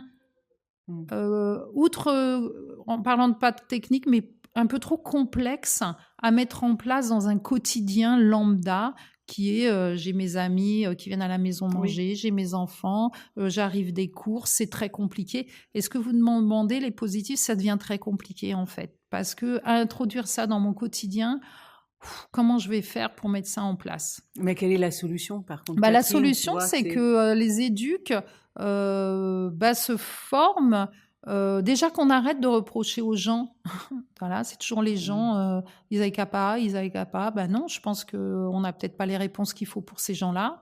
Ils n'avaient qu'à pas prendre ce chien, ils n'avaient qu'à pas prendre cette race. Ils ont qu'à, ils n'ont pas qu'à. Ben, je pense que le milieu professionnel est quand même bien responsable de tout ce qui est diffusé, de tout et son contraire. Peut-être de moins balancer sur les réseaux des espèces de certitudes où les gens ne savent plus. Certitude et son contraire, hein, le pire. Tu prends même les accessoires, ils savent même plus quoi mettre à leur chien. Maintenant, les gens, ils font pourtant le maximum, ils dépensent des sous, ils essayent de bien faire, et rien n'est bon en finalité. Voilà. Donc, je sais pas, peut-être les éduques. Il faut quand même adapter nos méthodes au quotidien des gens. C'est-à-dire, je prends l'exemple de la longe. Moi, je suis pas longe, hein, ça me fatigue. J'avoue que je fatigue avec ces longes. Je vois de plus en plus de chiens arriver en longe. Oui, parce qu'il y a des gens qui. Excuse-moi, oui, c'est bien la longe, mais là, on sait plus le chien, on sait plus. Il sait même plus avec qui il est le chien. Mais en dehors de ça, comment tu fais à Paris? Tu te balades en longe? C'est pas adapté. C'est pas adapté. Après, on me dit, alors tous ces chiens qui vont voir les autres chiens en longe. Voilà. Après, on me dit mon chien tire en laisse. Bah oui, c'est normal. Ton chien il est en longe, il va avoir tous les clébards qui traînent. Donc à un moment, il apprend à tirer en laisse. Et donc c'est pas cohérent. Il y a des trucs, il y a des choses ça manque de cohérence. Ouais. Et alors autant les gens classiques coercitifs peuvent être du moins violent au plus violent, mais autant les positifs peuvent être du moins cohérent au plus cohérent. Oui, mais alors là, ça sert pas du tout. Alors non, parce qu'il y a plein d'éducateurs qu'on voit peut-être moins sur les réseaux sociaux. Bien sûr. Voilà, parce qu'ils n'ont pas le temps d'être sur les réseaux sociaux. Non, parce que quand tu es sur le terrain, tu n'as pas le temps de faire le beau. Puis tu penses pas. Tu penses pas. En fait, tu penses pas. Moi, on me dit, oui, on ne te voit pas sur les réseaux. Mais honnêtement, j'y pense pas. Je pense pas à prendre des films, des photos. Ça me vient pas l'idée de prendre mon chien, Pourtant, tu aurais plein de choses à communiquer, à partager. Oui, alors ça va venir, je pense, parce que je trouve qu'il faut remettre l'église au centre du village, un petit peu. Je pense. Ouais. Et puis, je pense que j'ai plus rien à prouver aussi. Ah non, mais c'est clair. Voilà, mais donc justement, j'ai envie peut-être de reparler, mais j'avoue que ça me fatigue un peu d'avance parce que c'est quand même compliqué. Mais bon, j'ai envie de reparler parce que alors ce que je suis en train de dire, c'est pas moi je fais mieux que tout le monde, moi j'ai compris mieux, moi j'ai la technique et les autres ne l'ont pas. C'est pas ça que je suis en train de dire. Je suis en train de dire que les gens sont perdus. Ce qui est vrai. Et on voit de tout et son contraire. Les gens sont perdus. Il y a des chiens qui sont... Moi, j'ai aussi des chiens qui viennent, ils me disent « Ah, mais je connais la méthode du clicker, ah, mais je connais cette méthode, mais je connais cette méthode. » En fait, je connais tout. Oui, ils ont essayé et les maîtres qui disent « Ah, mais non, mais ça, il y a un éducateur, il nous a montré, mais ça n'a rien donné, mais ça... » Donc, en fait, je pense qu'il faut accepter les limites de ses compétences. Peut-être. Oui, mais la personne, comme tu dis, elle essaie de faire au mieux. Alors, les gens... Moi, je trouve que les gens cherchent à faire au mieux. Donc, il faudrait faire un peu un tri, un petit peu dans ce qui existe. J'en sais rien. Moi, je pense qu'il faut comprendre que déjà, si tu te formes en visio, il y a un souci. Oui, parce que c'est pas parce sur le terrain. Parce que c'est le terrain. Ouais. Le terrain vient de confronter à des chiens. Mais pourtant, il y a des formations, je ne les citerai pas, hein, mais tu les connais comme moi, il y a des formations d'éducateurs en ligne, point. Oui, mais la réalité, je suis d'accord, mais c'est aux gens. Pour te dire, alors là, pour le coup, c'est aux gens qui veulent être éducateurs à un moment se rendre compte que c'est un travail de terrain. Bien sûr. Et que moi, tu peux faire des visios, j'ai pas de problème que les gens fassent des visios. Mais ne se mentons pas à nous-mêmes et arrêtons aussi de rendre toujours les autres responsables. Ne te mens pas à toi-même. C'est qu'il y a un moment... tu vas devoir aller te confronter à des chiens. À la réalité, à des chiens. Et à des milieux sociaux humains complètement différents, à des chiens complètement différents. Et donc, la visio ou lire un bouquin, ça va peut-être pas suffire. Voilà, donc les gens qui vont vers ces éducateurs-là, quand même attention, quoi, parce que il faut vraiment... ou ces éducateurs qui se forment que comme ça et qui affirment après des choses sur les réseaux. Oui, bien sûr. Oui, mais le réseau a des... Tu t'es pas assez confronté au terrain, n'affirme pas, s'il te plaît. Mais c'est le problème des réseaux, Catherine, tu vois, c'est que tu peux avoir du très bon et à la fois, il y a des influenceurs aussi, des influenceurs qui... Mais les influenceurs, pour moi, ne sont plus des ce sont des médias. Oui, mais les gens les croient. Il suffit, et c'est une vérité. Ils disent un truc, il suffit que ce soit avec des chiens ou autres, ils disent un truc. C'est une vérité. Ouais, je suis d'accord avec toi. Je suis absolument Et d'accord ça fait avec peur. toi, mais comment dire? On le sait maintenant, Ouais, on bien sûr. commence à le savoir, Ouais, bien donc sûr. c'est que tu as envie de rester dans cette Ouais, réalité bien sûr, je comprends. et que, bah, écoute, grand bien te fasse, Ouais, reste dans bien cette sûr. réalité. Tu peux changer de réalité parce que maintenant, sur les réseaux, tu peux quand même, tu as beaucoup de choses, tu as quand même une multitude d'informations, donc tu as la possibilité d'avoir une multitude d'angles de vue différents. Ouais, bien sûr. Donc si tu choisis cet angle de vue, d'y rester, c'est que ça te va convient. bien. C'est que ça te convient. Par Ouais, bien contre, sûr. une personne lambda qui fait appel à un pro et qui paye un pro et qui a toujours pas de réponse et qui en paye un deuxième qui a toujours pas de réponse et un troisième toujours pas de réponse et qui va avoir un veto comportementaliste et toujours pas de réponse. Il y a un moment, il faut se mettre à leur place. Ils ont dépensé je sais pas combien d'argent. Ouais. Et ils sont toujours avec leur chien qui leur pose Avec problème. Donc là, on peut dire qu'il y a un défaut de compétence quelque part. Bien sûr. Et que moi, j'ai déjà été, par exemple, chez des vétos qui m'ont su me référer, qui m'ont dit, écoute, Catherine, là, je préfère tailler chez mon collègue parce qu'il est spécialiste orthopédique, par exemple, ou spécialiste de l'œil. Bien sûr, ça arrive. C'est quoi le problème? Pourquoi on le fait pas chez les éduques? Je sais pas, peut-être. On pourrait référer. Alors, il y en a peut-être qui le font, hein. Ouais. Attention, il y en a peut-être qui le font, je connais pas. Ouais, mais tu vois, peut-être que le positionnement professionnel pourrait être celui-là, et peut-être que le futur sera des spécialistes en rééducation comportementale, chien agressif, spécialiste et de reconnaître ses limites, en fait, chacun. Ouais, bien sûr, c'est ça. Des spécialistes classe pour chiots. Exact. Pourquoi pas parce que classe pour chiots, c'est très technique. Contrairement à ce qu'on peut penser, hein. Contrairement à ce qu'on peut penser. Donc voilà, peut-être que le futur, il va vers ça. Et ça serait super. Bien. Ça serait super. Et il y a moyen, ça, d'œuvrer pour mettre ça en place? Bah, je pense que le MFEC peut œuvrer pour ça, parce qu'ils sont quand même de plus en plus d'adhérents. Ouais. Donc je pense que peut-être que ce congrès, tu vois, va ouvrir aussi à cette réflexion autour de... parce qu'il y a plein de pros qui, comme moi, en ont un peu marre aussi de tout ce qui se dit et tout ce qui se passe. Et et je pense, oui, on peut imaginer qu'une des spécialisations, c'est-à-dire un tronc commun avec des spécialisations. Ça serait... comme chez le milieu vétérinaire, tu as le généraliste et tu as le spécialiste. Voilà, c'est ça. Ouais, exact. Et ça pourrait être pas mal. Et ça serait quelque chose que toi, tu aimerais voir comme évolution? Je pense qu'on ira vers ça. Mais tu aimerais voir? Ouais, je pense qu'on ira vers ça. Ça fait un moment que je pense qu'on ira vers ça et je souhaite qu'on va aller vers ça et qu'on ait de plus en plus de spécialistes, en fait. Exact. Ce qui serait et du coup, les gens iraient chez l'éducateur comme ils vont chez le véto et chez le spécialiste de ci, de ça. Et c'est pas un spécialiste qui s'autoproclame spécialiste. Non. On parle d'un vrai spécialiste de terrain qui, on est d'accord, qui a une légitimité, autorité. Enfin, voilà. Mais ça, il faudrait le cadrer, pareil. Parce que c'est pas, on se proclame pas. Ça, c'est encore autre chose. Ça, c'est encore autre chose. Mais tu vois, avant, c'était pas cadré pour autant. Mais il y avait une espèce d'éthique. Il y a ça aussi, c'est quelle est mon éthique? Ça vaut le coup de se poser la question, c'est quoi mon éthique? Et je pense que le MFEC peut être vraiment porteur de ça, c'est-à-dire de regrouper des pros qui se posent des vraies questions sur leur métier, sur l'avenir de leur métier, sur leur positionnement, etc. Et qui vont se tirer eux-mêmes vers le haut et tirer donc la profession vers le haut. Donc je pense vraiment, parce que s'il faut attendre des instances gouvernementales, etc., c'est pas qu'ils ne vont pas le faire, mais que peut-être que c'est à nous de nous prendre en charge aussi et de nous tirer vers le haut et peut-être naturellement, du coup, les choses vont se faire. Alors, tu parlais, tu sais, tout à l'heure de la longe et tu as conçu un harnais anti-traction. Et est-ce que tu aurais d'autres outils, par exemple, que tu recommanderais à une personne qui souhaite éduquer son chien de manière respectueuse?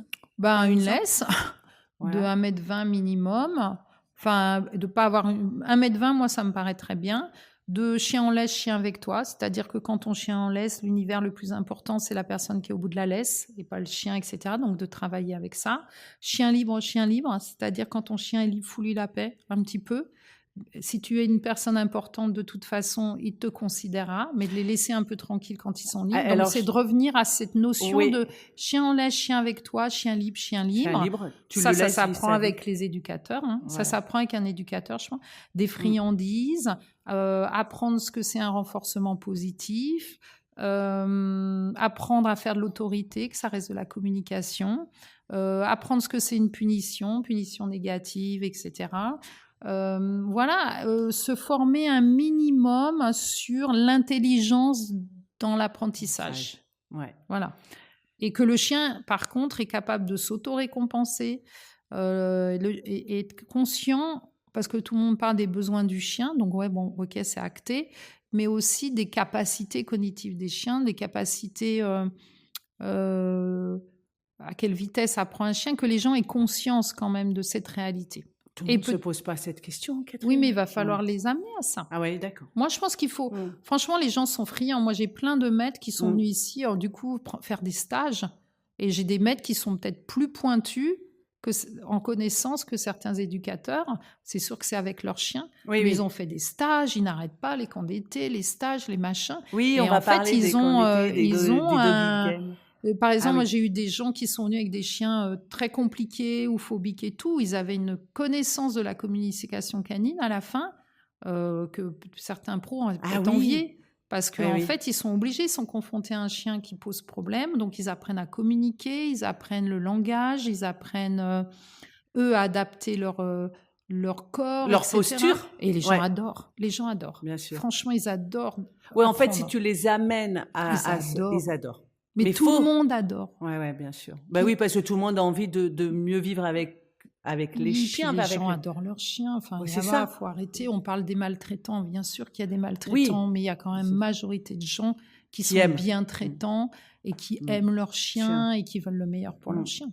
Ça, c'est clair. Bien sûr. Ça, c'est clair. Mais alors là, tu as donné quelques outils, mais tu sais, tu parles de l'importance aussi de la marche en laisse. Oui. Et alors, mais comment est-ce que tu expliques que ça peut être un challenge pour beaucoup de monde ? Parce que, en fait, tu vois, moi, à une époque, sur mon terrain d'éducation, donc je travaillais beaucoup au clicker, la marche en laisse, etc. Et la réalité faisait qu'il y a des gens qui arrivaient, je leur disais alors, vous savez, cette semaine, on n'a pas eu le temps de travailler. Ah ben.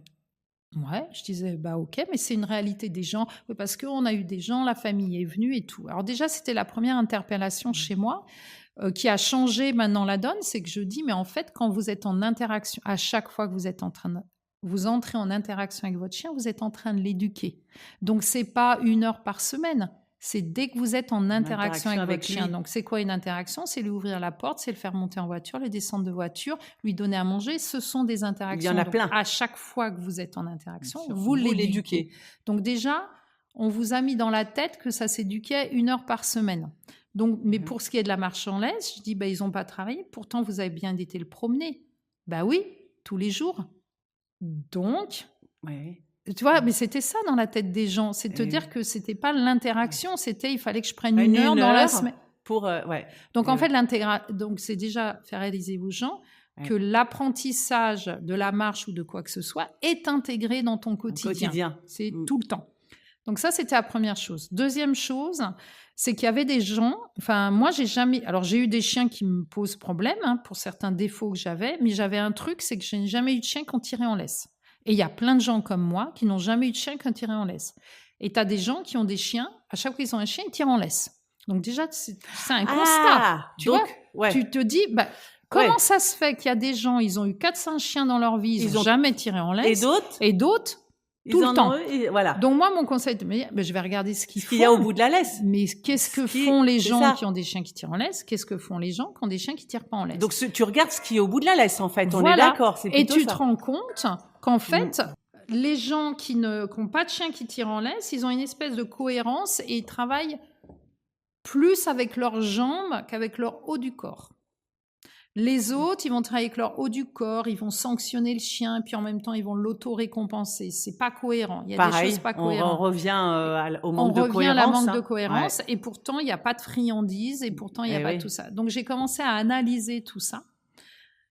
Et du coup, je me suis rendu compte que dans le monde du chien, j'ai commencé à rechanger ma technique de la marche en laisse, rien qu'en travaillant avec le bas du corps et non le haut du corps.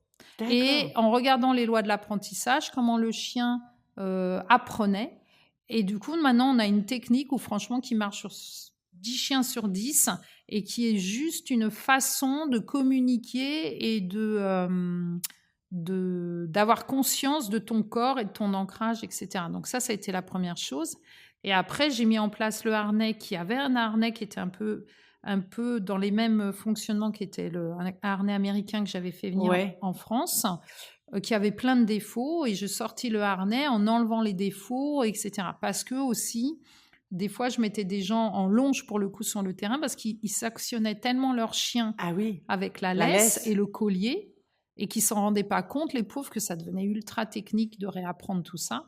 Donc, avec le harnais, au moins, s'ils saccadaient, entre guillemets, quand je dis saccadaient, c'est tirer sans s'en rendre faire compte. Une saccade, au moins, ça a été sur le poitrail. Et en plus, le harnais, c'était la technique de où va la tête, va le corps. Donc, si tes épaules tournent à droite, tu vas à droite. Donc, tout est cohérent. D'accord. Et tout devient cohérent pour le chien, les gens et le chien. Par rapport à la marche en laisse, comment t'expliques, déjà son importance, et comment t'expliques que ça soit un challenge par rapport pour beaucoup de monde, quoi. Mais parce que, en fait, le chien, pour moi, un chien, à la base, ne tire pas en laisse. Donc, si à 2 ans, ton chien tire en laisse, c'est qu'il s'est passé quelque chose. Et en fait, tu te rends compte que c'est passé quelque chose que les gens ne se sont pas rendus compte qu'ils avaient appris à leur chien à tirer en laisse. C'est toujours... Mais c'est toujours la même chose. Et le chien se fait sanctionner alors qu'on lui a appris à tirer en laisse. Et il se fait sanctionner de tirer en laisse. Mais tu regardes au niveau des techniques positives, c'est pareil, c'est incohérent. On t'apprenait à faire des demi-tours. Exactement. Ton chien apprend à faire demi-tour, en fait, mais il n'apprend pas à ne pas tirer en laisse. Oui, mais quand je m'arrête, on redémarre. Oui, tu apprends ton chien à arrêter. En fait, tu apprends ton chien à arrêter de tirer en laisse, mais tu ne lui apprends pas à ne pas tirer en laisse. C'est complètement différent. Et tu vois, la nuance, elle est énorme. Elle est énorme. Et donc, quand les gens, tu leur expliques tout ça, ils disent « Oh, mais j'avais pas compris sous cet angle-là. » Bien sûr. Et du coup, tu reprends tout ça et puis bizarrement, tu as des chiens, en 2 jours, ils tirent plus en laisse. Et peu importe le gabarit de la personne et du chien, peu importe ses capacités, son âge, tu peux dire... C'est impressionnant la vitesse. Voilà. D'accord. En gros. Et tu pourrais nous dire l'impact émotionnel sur les chiens et les humains des avantages quand même de l'éducation respectueuse, positive, bienveillante, coopérative. Coopérative, il y a quand même un gros impact. C'est le mot coopération. Enfin, quand tu as un chien qui ose te regarder, quand tu as un chien qui discute avec toi, quand tu as un chien qui te fait confiance, quand tu as un chien à qui tu peux... ça change quand même beaucoup de choses. Et quand tu n'as pas besoin, et quand tu n'as pas besoin de lui faire mal, quand tu n'as pas... et que tu... Mais ça, franchement, il y a tout, pas en fait, photo. Il n'y a pas photo. Il y a un moment... c'est ce qu'on dit avec Nicolas, c'est que il y a un moment, quand tu arrives à faire mal à un chien sous prétexte d'éducation, c'est que tu es arrivé à tes limites de compétences.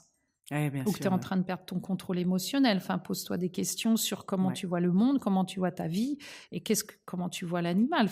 C'est quoi l'idée ? Moi, j'ai pas été... Si tu veux, je m'en fous. Je le dis vraiment, j'ose le dire, je m'en fous qu'un chien obéisse. Qu'un chien s'assoit, on me fait une démo là de chien, je m'en fous. Je trouve ça beau si c'est fait en positif, je trouve ça beau, technique et tout, mais quelque part c'est pas mon délire. Voilà, j'aime leur apprendre des choses, ça c'est mon délire.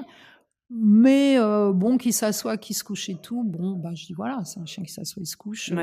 Voilà, c'est tout.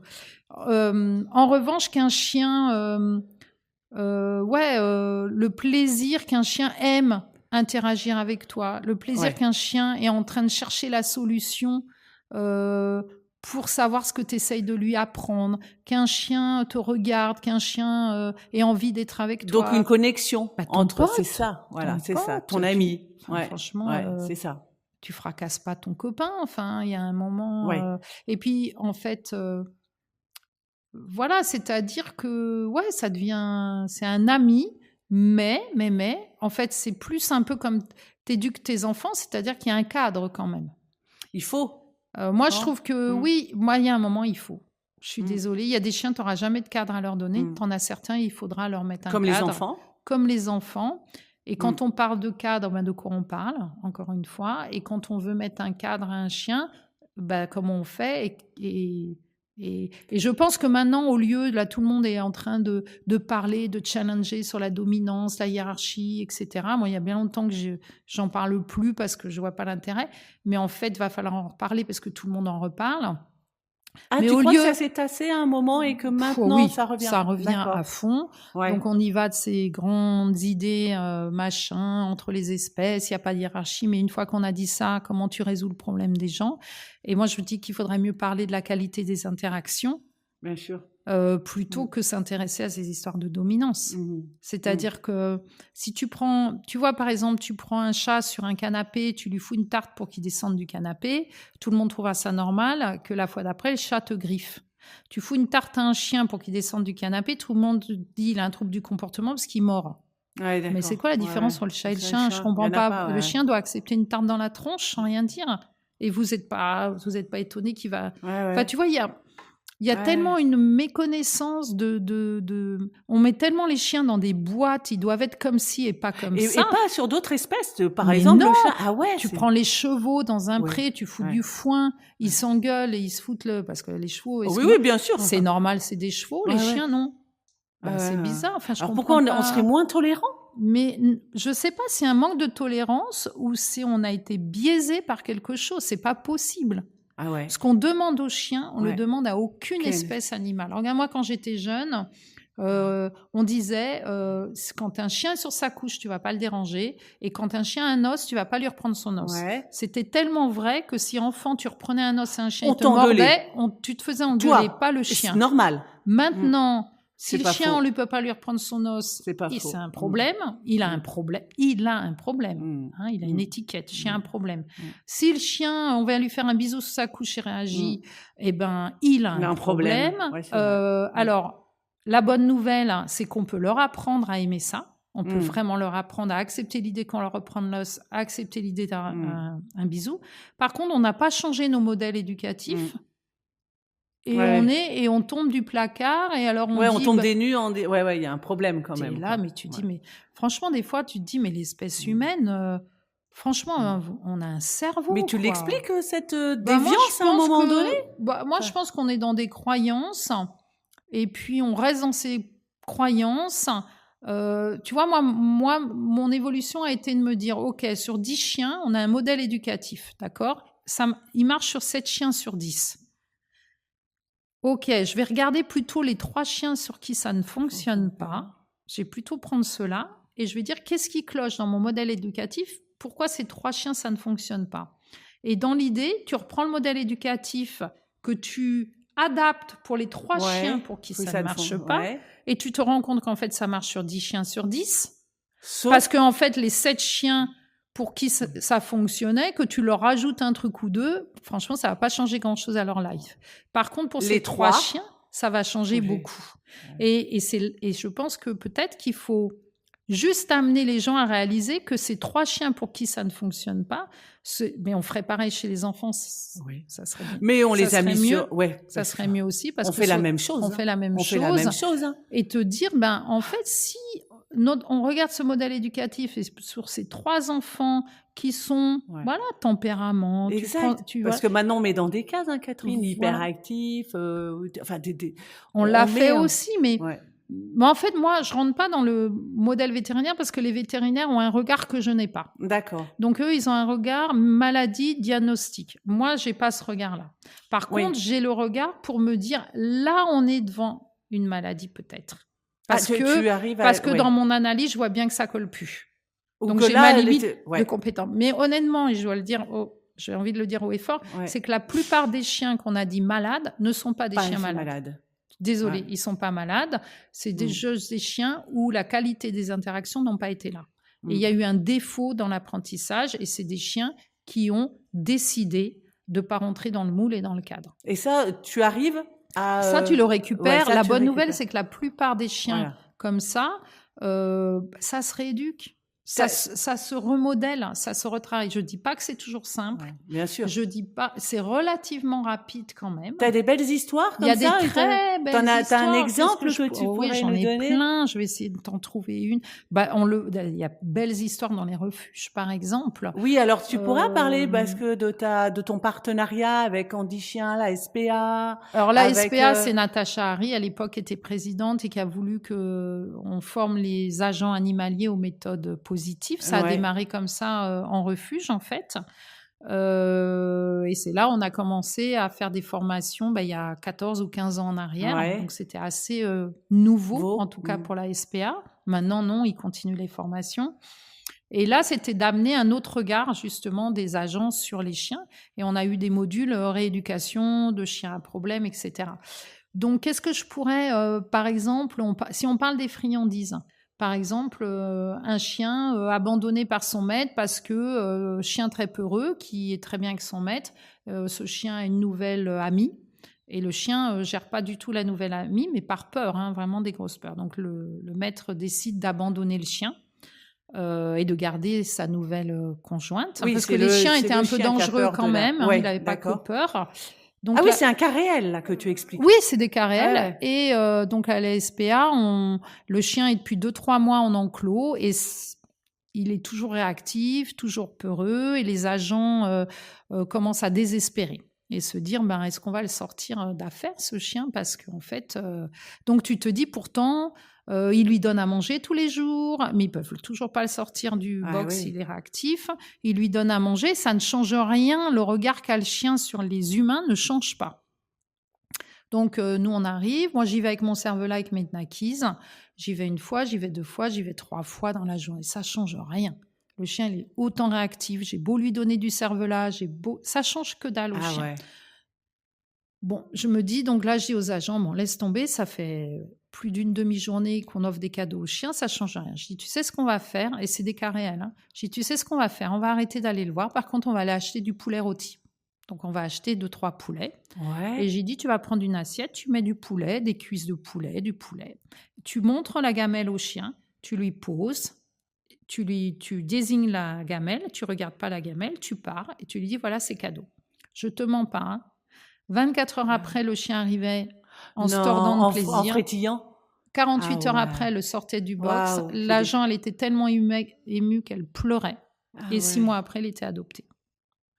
Wow. Et j'en ai une autre. C'est un chien aussi qui est c'est un gros staff qui est sourd. Il est tout blanc. Et les agents nous disent, on n'ose plus rentrer dans le box avec un harnais. Il réagit. Donc, ça va faire 15 jours ou 3 semaines qu'on ne l'a pas sorti. Et est-ce que vous pouvez nous aider? Est-ce qu'on commence à avoir de la peine, etc. pour ce chien? Mais on a vraiment peur. Donc, là, il est 5 heures du soir. Un vendredi soir, on devait rentrer. On se dit avec Nicolas, va falloir être rapide. Je rentre dans le box. On rentre toujours à 2 dans ces cas-là parce qu'on ne sait jamais ce qui peut se passer. Donc, on est... Une appréhension c'est quand très même, technique. Ou pas du tout? Quand même. Donc, on est 2, on se met d'accord s'il se passe quelque chose, qu'est-ce qu'on fait, etc. Ouais, donc, le chien avait le clicker. Il est sourd, mais il voyait le pouce qu'on appuyait. Okay. Et il avait des assis au garde à vous. D'accord. Donc, moi, j'arrive avec mon cervelas, toujours mon truc, tu vois, en me disant, il va changer de regard sur moi. Donc, il fait des assis, je lui donne du cervelas. Il bouffe énormément de cervelas. Je reviens une 2e fois avec un harnais. Je vois que le chien, là, il va péter un câble. Wow. Donc, je me dis, putain, il est déjà 6h, 6h30, ça fait 1h30 qu'on travaille le chien, il n'y a rien qui change. Donc, je dis à Nico, là, tu sais ce qu'on va faire, Nicolas.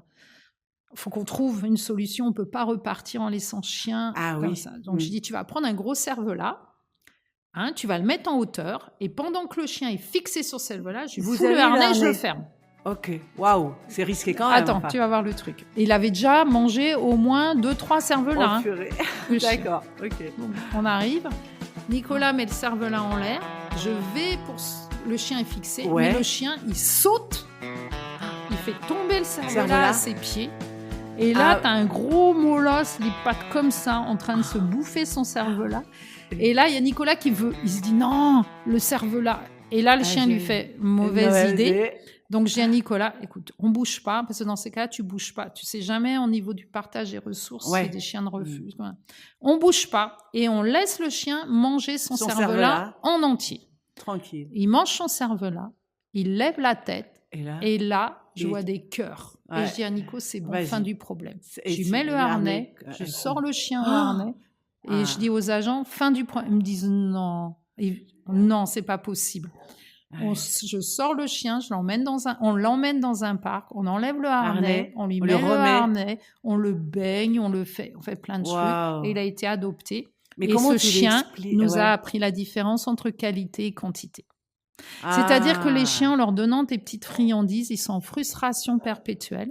Et là, tu leur donnes un cadeau énorme. Et tu leur dis, vas-y, cadeau, vas-y, mange. Et ça, voilà, fais-toi plaisir, c'est un cadeau authentique, sincère. Combien de fois on l'a vérifié? Ah ouais. Tu peux pas t'imaginer des chiens qui a une vitesse, tu leur dis, allez, vas-y.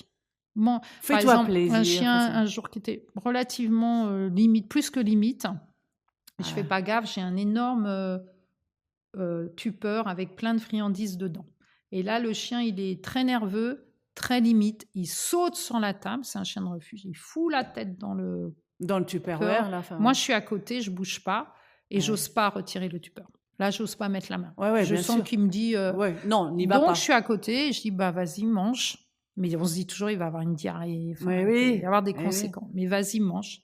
Transformé. Les yeux qui étaient complètement explosés sont devenus... Donc, il faut se rendre compte aussi que dans les refuges, en tout cas, et même si les agents sont au top, le refuge est au top, tu as énormément de frustration. Et les chiens sont en perpétuel, quand même, quoi qu'on en dise, attente. Là, mes chiens, je sais qu'ils attendent 5h30 pour aller se promener. Ils attendent. Ils sont quand même souvent très frustrés parce qu'ils... C'est pas parce que mon chien dort là et nous attend qu'il pense pas à autre chose et qu'il a pas envie de quelque chose. Donc ça, c'est des chiens, par exemple, en 48 heures, tu as transformé un chien.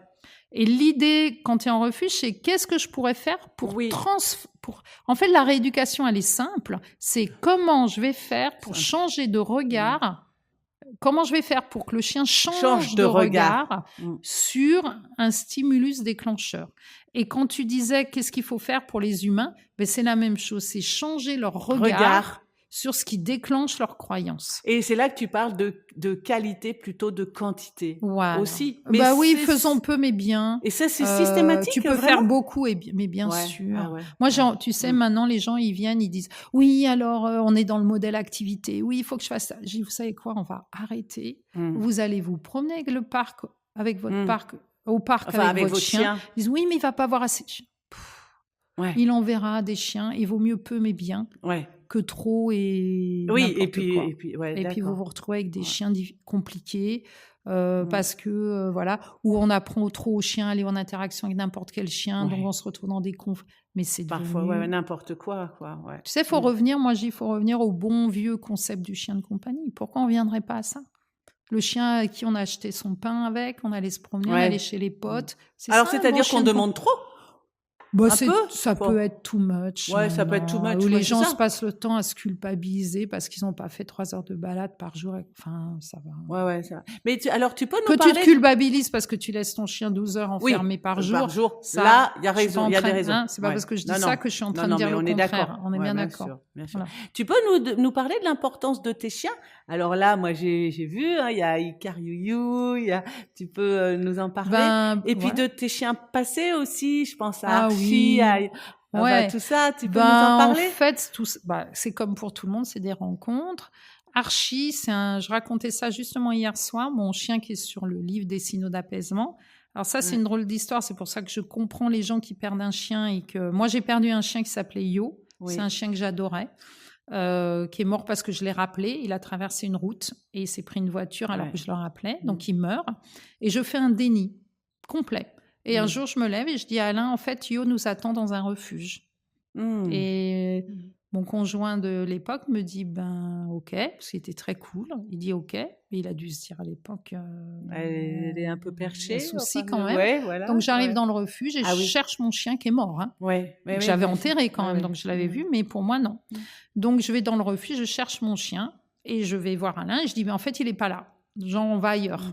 Et il me dit, regarde, là, il y a un chien pourtant. Donc, c'est une grande intelligence de sa part. Il me dit, regarde, et je vois ce chien et il y a une connexion. Qui physiquement ne ressemble pas à Yo. Pas du tout. Enfin, non. Enfin, c'était un griffon, Yo. Bon, lui, il avait un peu du griffon. Enfin, c'était je pas le Yo. sors. Ouais. Et là, la personne du refuge dit, ce chien, prenez-le, de toute façon, on n'en fera rien. Alors, il a été emmené, un idiot, blabla. Il rampait, il marchait plus, brisé complètement. Et ça a été un chien exceptionnel. L'exception, enfin, ça a été un chien du bonheur. On voit, t'as des yeux émus. Après, j'ai eu Zouzou, que j'ai trouvé dans un champ. Chien d'une vie.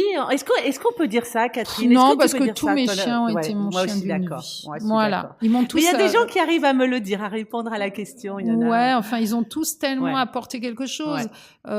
J'ai eu Ricky. Ricky, ça a été quand même le chien que tous les gens ont connu, brillant, un chien qui était, alors là, un technicien du clicker training, parce que c'est grâce à lui que j'ai aussi réussi à passer des messages. Donc Ricky, j'allais te dire, est-ce qu'ils ont eu une influence? Mais tu Ricky, réponds oui. là, voilà. Ricky, oui. J'ai fait dans des salons, je disais aux gens, par exemple, dites-moi n'importe quoi que vous voulez me voir faire à mon chien. Mais ce qui vous prend par la tête. Alors il y a eu des trucs, je me disais il va jamais réussir. Il réussissait, donc j'étais avec mon clicker, il y a des trucs qu'il savait même pas, puis je réussissais et les gens étaient là bluffés quoi. Alors ils pensaient que ce chien était exceptionnel, mais non, il était surtout surentraîné au clicker. Oui, et puis donc, la connexion entre vous.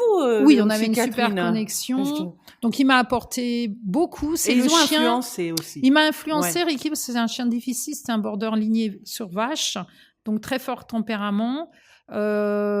Et c'était un chien qui m'a forcé à réfléchir, à me tirer pour le haut pour pas lui taper dessus des fois, parce que franchement il était difficile. C'est là qu'on peut dire que c'est des excellents professeurs. Excellents professeurs et excellents élèves aussi. C'est des élèves. Moi, pour le coup, j'étais une élève qui a accepté l'idée. C'est ça où je dis l'éthique. C'est-à-dire que c'est-à-dire que moi, dans mon idée, c'était de jamais avoir à utiliser la violence. C'est-à-dire que tous les cas qu'on me présentait, je me disais, il faut que je trouve une solution pour pas avoir à utiliser un collier électrique. Et pourquoi pourquoi c'est chez toi, c'est si fort ancré chez toi? Parce que je ne peux pas, parce que les chiens m'ont trop apporté quand j'étais petite fille. Ils m'ont trop. Je le comprends, Catherine, mais trop mes amis. Tu peux pas faire. Donc à un moment, il faut te creuser la cervelle. Je dis pas que si j'avais pas fait ça, peut-être j'aurais dit, mettez le collier électrique, par exemple. Tu vois. C'est très fortement ancré chez toi, quoi. C'est ancré chez moi tirons-nous vers le haut, enfin les animaux, enfin pour moi, mais pas que les chiens, les animaux, je pense qu'on a fait du mal aux chevaux, on a fait du mal aux chiens, on a fait du mal aux chats, on a fait du mal à tellement d'animaux, sous prétexte je sais pas, d'obéissance chez le chien, de désobéissance, sur des croyances. Je sais pas de quoi, de supériorité soi-disant, je sais pas de quoi non plus. Je peux pas répondre. Je pense que de méconnaissance, c'est-à-dire que quand on devient végétarien, par exemple, c'est que on a un rapport à l'animal qui a changé. Oui. Quand on ne veut pas être chasseur, c'est qu'on a un rapport à l'animal qui a changé. C'est-à-dire que, par exemple, il y a des gens qui me disent oui, que chasseur. Je dis oui, mais les chasseurs, on n'a pas le même regard. Un chasseur, moi, quand je vois un animal, je trouve ça tellement beau que ça ne viendrait pas à l'idée de lui faire du tuer, mal. Qu'est-ce qui est beau devant mes yeux. Eux, ils n'ont peut-être pas ce regard. Demain, ils changent, ils disent waouh, c'est beau. Est-ce que j'arrête ce qui est beau? Donc ils portent le regard ailleurs. Donc si tu changes le regard, moi j'ai une sœur qui est pas du tout animaux. Parce qu'elle aime pas les animaux, ça l'énerve, ça la dérange, les aboiements la dérangent, blablabla, blablabla. Donc en fait, pour elle, mais si demain elle a un animal avec qui elle a une intimité, elle va aimer son chien, pas tous les chiens, mais au moins son chien. Donc en fait, ça prouve bien que si tu rentres, si tu as une histoire d'amitié, si tu as une histoire avec un animal, ça sera ton chien peut-être de ta vie. Oui, mais peut-être que son regard changera. Mais ton regard a changé au moins sur ton chien. Voilà. Et du coup, ça ouvre des possibilités sur le regard sur les autres. Et après, si tu généralises, tu commences à faire comme on dit, il faut pas faire d'anthropomorphisme. Et moi, je dis, si j'en avais pas fait, j'aurais pas tiré ma technique vers le haut. Et oui, bien sûr. bien sûr, ouais. Toute proportion gagnée, Garder, bien sûr. Excuse-moi, faut en faire. Hein. Ouais, bien peut-être sûr. à un moment, va peut-être falloir en faire un petit peu. Ouais. Et tu peux nous parler des stages et formations justement au centre Animalin? Tu en as très régulièrement. Tu peux nous en parler aussi bien des stages clickers que des doggy games aussi. Tu fais plein de doggy flair. Oui, alors il y a les stages doggy relax. Les stages clickers. Cette année, j'ai sur mis 2 jours. Hein. Tu peux nous clicker expliquer? 2 jours. Voilà. C'était 2 jours et demi, 2 jours. Tu as de la théorie, de la pratique. Voilà. Et tu as 2 niveaux. On aborde plusieurs techniques. Tu as la stage marche en laisse pour apprendre aux gens justement ces techniques de la marche en laisse. Là, on a mis un stage socialisation. Oui. C'est comment repenser la socialisation, repenser tout ça. Et puis, pour des pros qui veulent, comment mettre en place des ballettes canines pour qu'il y ait, malgré les tempéraments, sans qu'il y ait de bagarre ou de conflit. Il y a un stage entretien. C'est pour un professionnel, pour moi, ça doit être un pro des entretiens. Stage aussi de l'éducation du quotidien sans clicker training. On a des camps d'été, doggy relax. Oui. C'est là où on va faire travailler les gens sur leurs émotions, sur comment tes émotions ont un impact sur tes réponses et comment le chien va essayer de décrypter tes réponses. Ouais. Et ça va induire telle ou telle chose chez le chien. On a les doggy games là qui vient de l'influence de Ian Dunbar qui faisait qui lui avait lancé les jeux canins pour amener les maîtres à avoir un bon timing et pas s'ennuyer pendant les cours et apprendre. Il y avait des niveaux de performance très hauts, donc on apprend et c'est intéressant parce que ça apprend aussi, ça te confronte à ces idées de bon perdant, d'ego, de déception vis-à-vis de ton chien. Quand tu es déçu de ton chien, qu'est-ce que tu fais de ces déceptions? Parce que c'est une réalité aussi, on peut être déçu de son chien ou déçu de soi-même. L'olfaction, où là Nicolas c'est sa spécialité et moi depuis 15 ans d'être à son côté, je lui ai apporté le clicker mais il m'a apporté l'univers de l'olfaction où j'adore, donc on fait plein de choses aussi au niveau olfaction. Voilà, on fait beaucoup de choses en fait. On diffuse peu sur les réseaux, mais on fait énormément de choses. Alors, moi, je mettrai le lien du centre Animalin, évidemment, et on retrouve toutes les informations sur le site internet. Hein. Tout à fait. Et puis, on peut appeler, il y a les numéros. Oui, on est dispo. Donc, mais il y a plein de choses de proposer, en tout cas. Oui. Ça, il y a beaucoup de choses, on propose beaucoup de choses. Ouais. Et puis il y a la boutique aussi pour on a une boutique, on a une maison d'édition. Voilà, harnais, parce que ça tu peux parler de tous les livres, DVD. L'idée a été toujours de diffuser. Donc l'idée au départ de la maison d'édition, des éditions du Génie Canin, c'était de traduire des bouquins de professionnels qui avaient un regard différent sur l'éducation et de l'apporter au grand public. Qu'est-ce qui te motive à partager ça? Toujours modifier le regard de l'humain sur le chien. C'est de la défense animale, c'est de la protection animale, c'est de... c'est d'élargir les consciences. Et j'avoue que des fois, j'ai envie d'arrêter parce que j'arrive à un âge... J'allais te demander, Catherine, est-ce que parfois tu as douté? Est-ce que parfois tu as douté? Est-ce que tu as pensé à arrêter? Oui, j'ai pensé à arrêter plein de fois. Là, j'avoue que là, j'ai 61 ans, donc j'y pense. Je me dis, je vais peut-être arrêter, diminuer. Oui, diminuer. Parce que arrêter, mais interagir avec les chiens, non, tu peux pas en fait. C'est trop ancré. Là, on a fait un stage ce week-end. Ouais. À chaque stage, je me dis, mais quel bonheur! Ah oui, ces chiens. C'est les chiens qui. Tu quand interagis avec eux au clicker, c'est je sais pas comment dire. Ici, on dit qu'il y a des bonnes énergies, mais je pense que les chiens ont emmené cette bonne énergie en fait. C'est un ensemble parce que moi, je te l'ai dit en arrivant au centre Animalin. Je t'ai dit qu'il y avait des bonnes ondes et tout le monde le dit. Et tout le monde le dit, donc voilà. Mais je crois que ça fait partie de la culture et je sais pas, et c'est ça, en fait, c'est une culture. Alors, on est bientôt à la fin de l'interview, mais est-ce que tu pourrais nous dire quelle est ta plus grande fierté dans ta vie professionnelle? Tu pourrais dire? J'en sais rien du tout. Peut-être ma plus grande fierté, c'est quand même faire qu'il y a autant de gens maintenant qui travaillent en positif. Voilà. C'est d'avoir répandu. Ça a été un vrai challenge. Hein. Faut pas se leurrer. Oui, pas toujours bien perçu. Aussi bien pour les professionnels, on en parlait, mais pour le public aussi. Le public moins, parce qu'eux, ils étaient bluffés. Mais ça a été dur par moments. Ça a été quand même assez dur. Maintenant là, ça va. C'est fini, ça. Mais ça n'a pas toujours été très simple. Il fallait pas se décourager et il fallait rien lâcher. Fallait rien lâcher. Mais je pense c'est un joli challenge. Et puis la reconnaissance de ses pairs aussi, je crois que c'est quand même. Moi, je remercie tous les gens qui parlent de nous et qui reconnaissent notre travail et qui reconnaissent parce que je trouve que.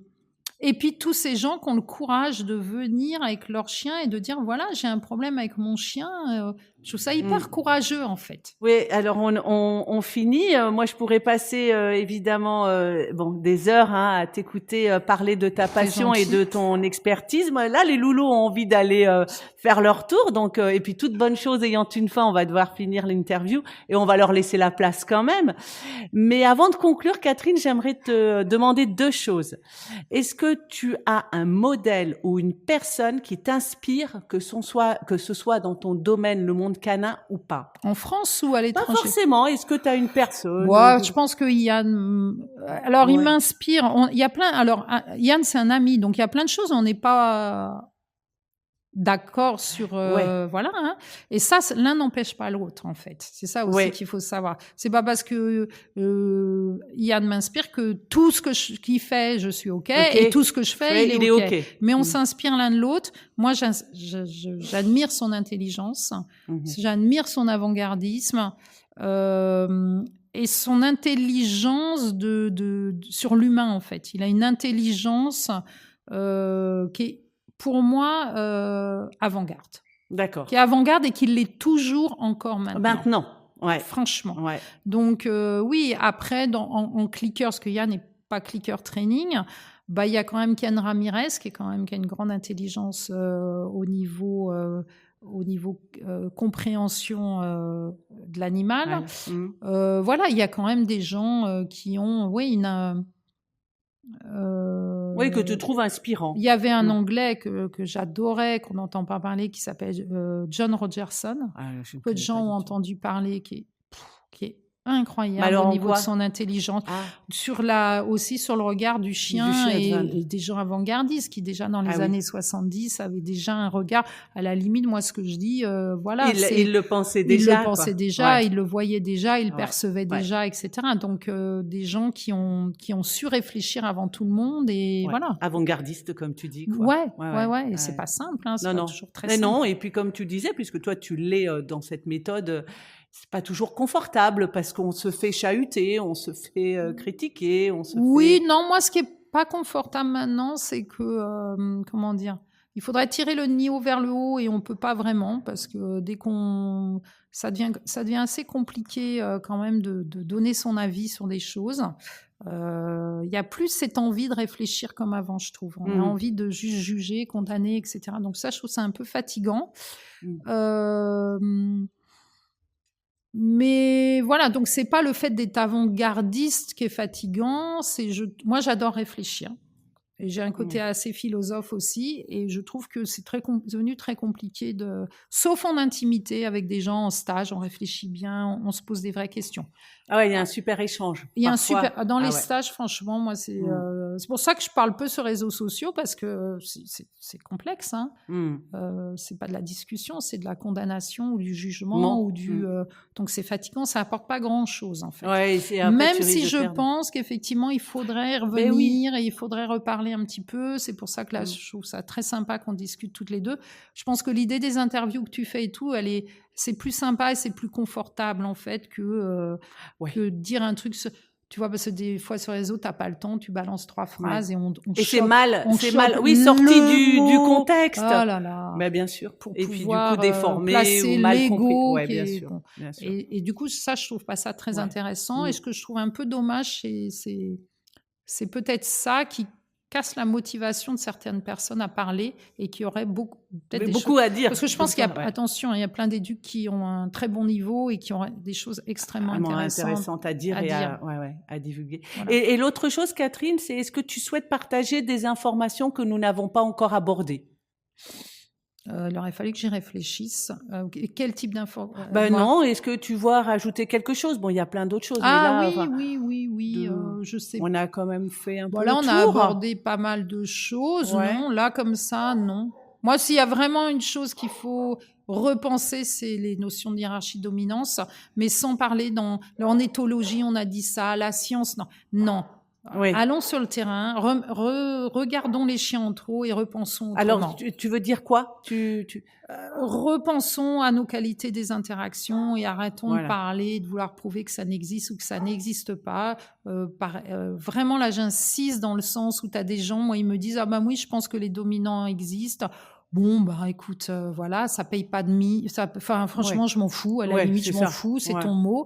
Par contre, ce qui m'intéresse, c'est comment tu t'y prends pour apprendre à ton chien à pas monter sur le lit, à pas monter sur le canapé, à descendre du lit. Ça m'intéresse. Ouais. Par contre, que tu crois qu'il est dominant... on s'en fiche, quoi. Je m'en fous. Vraiment, je m'en fous. Ouais. Ok.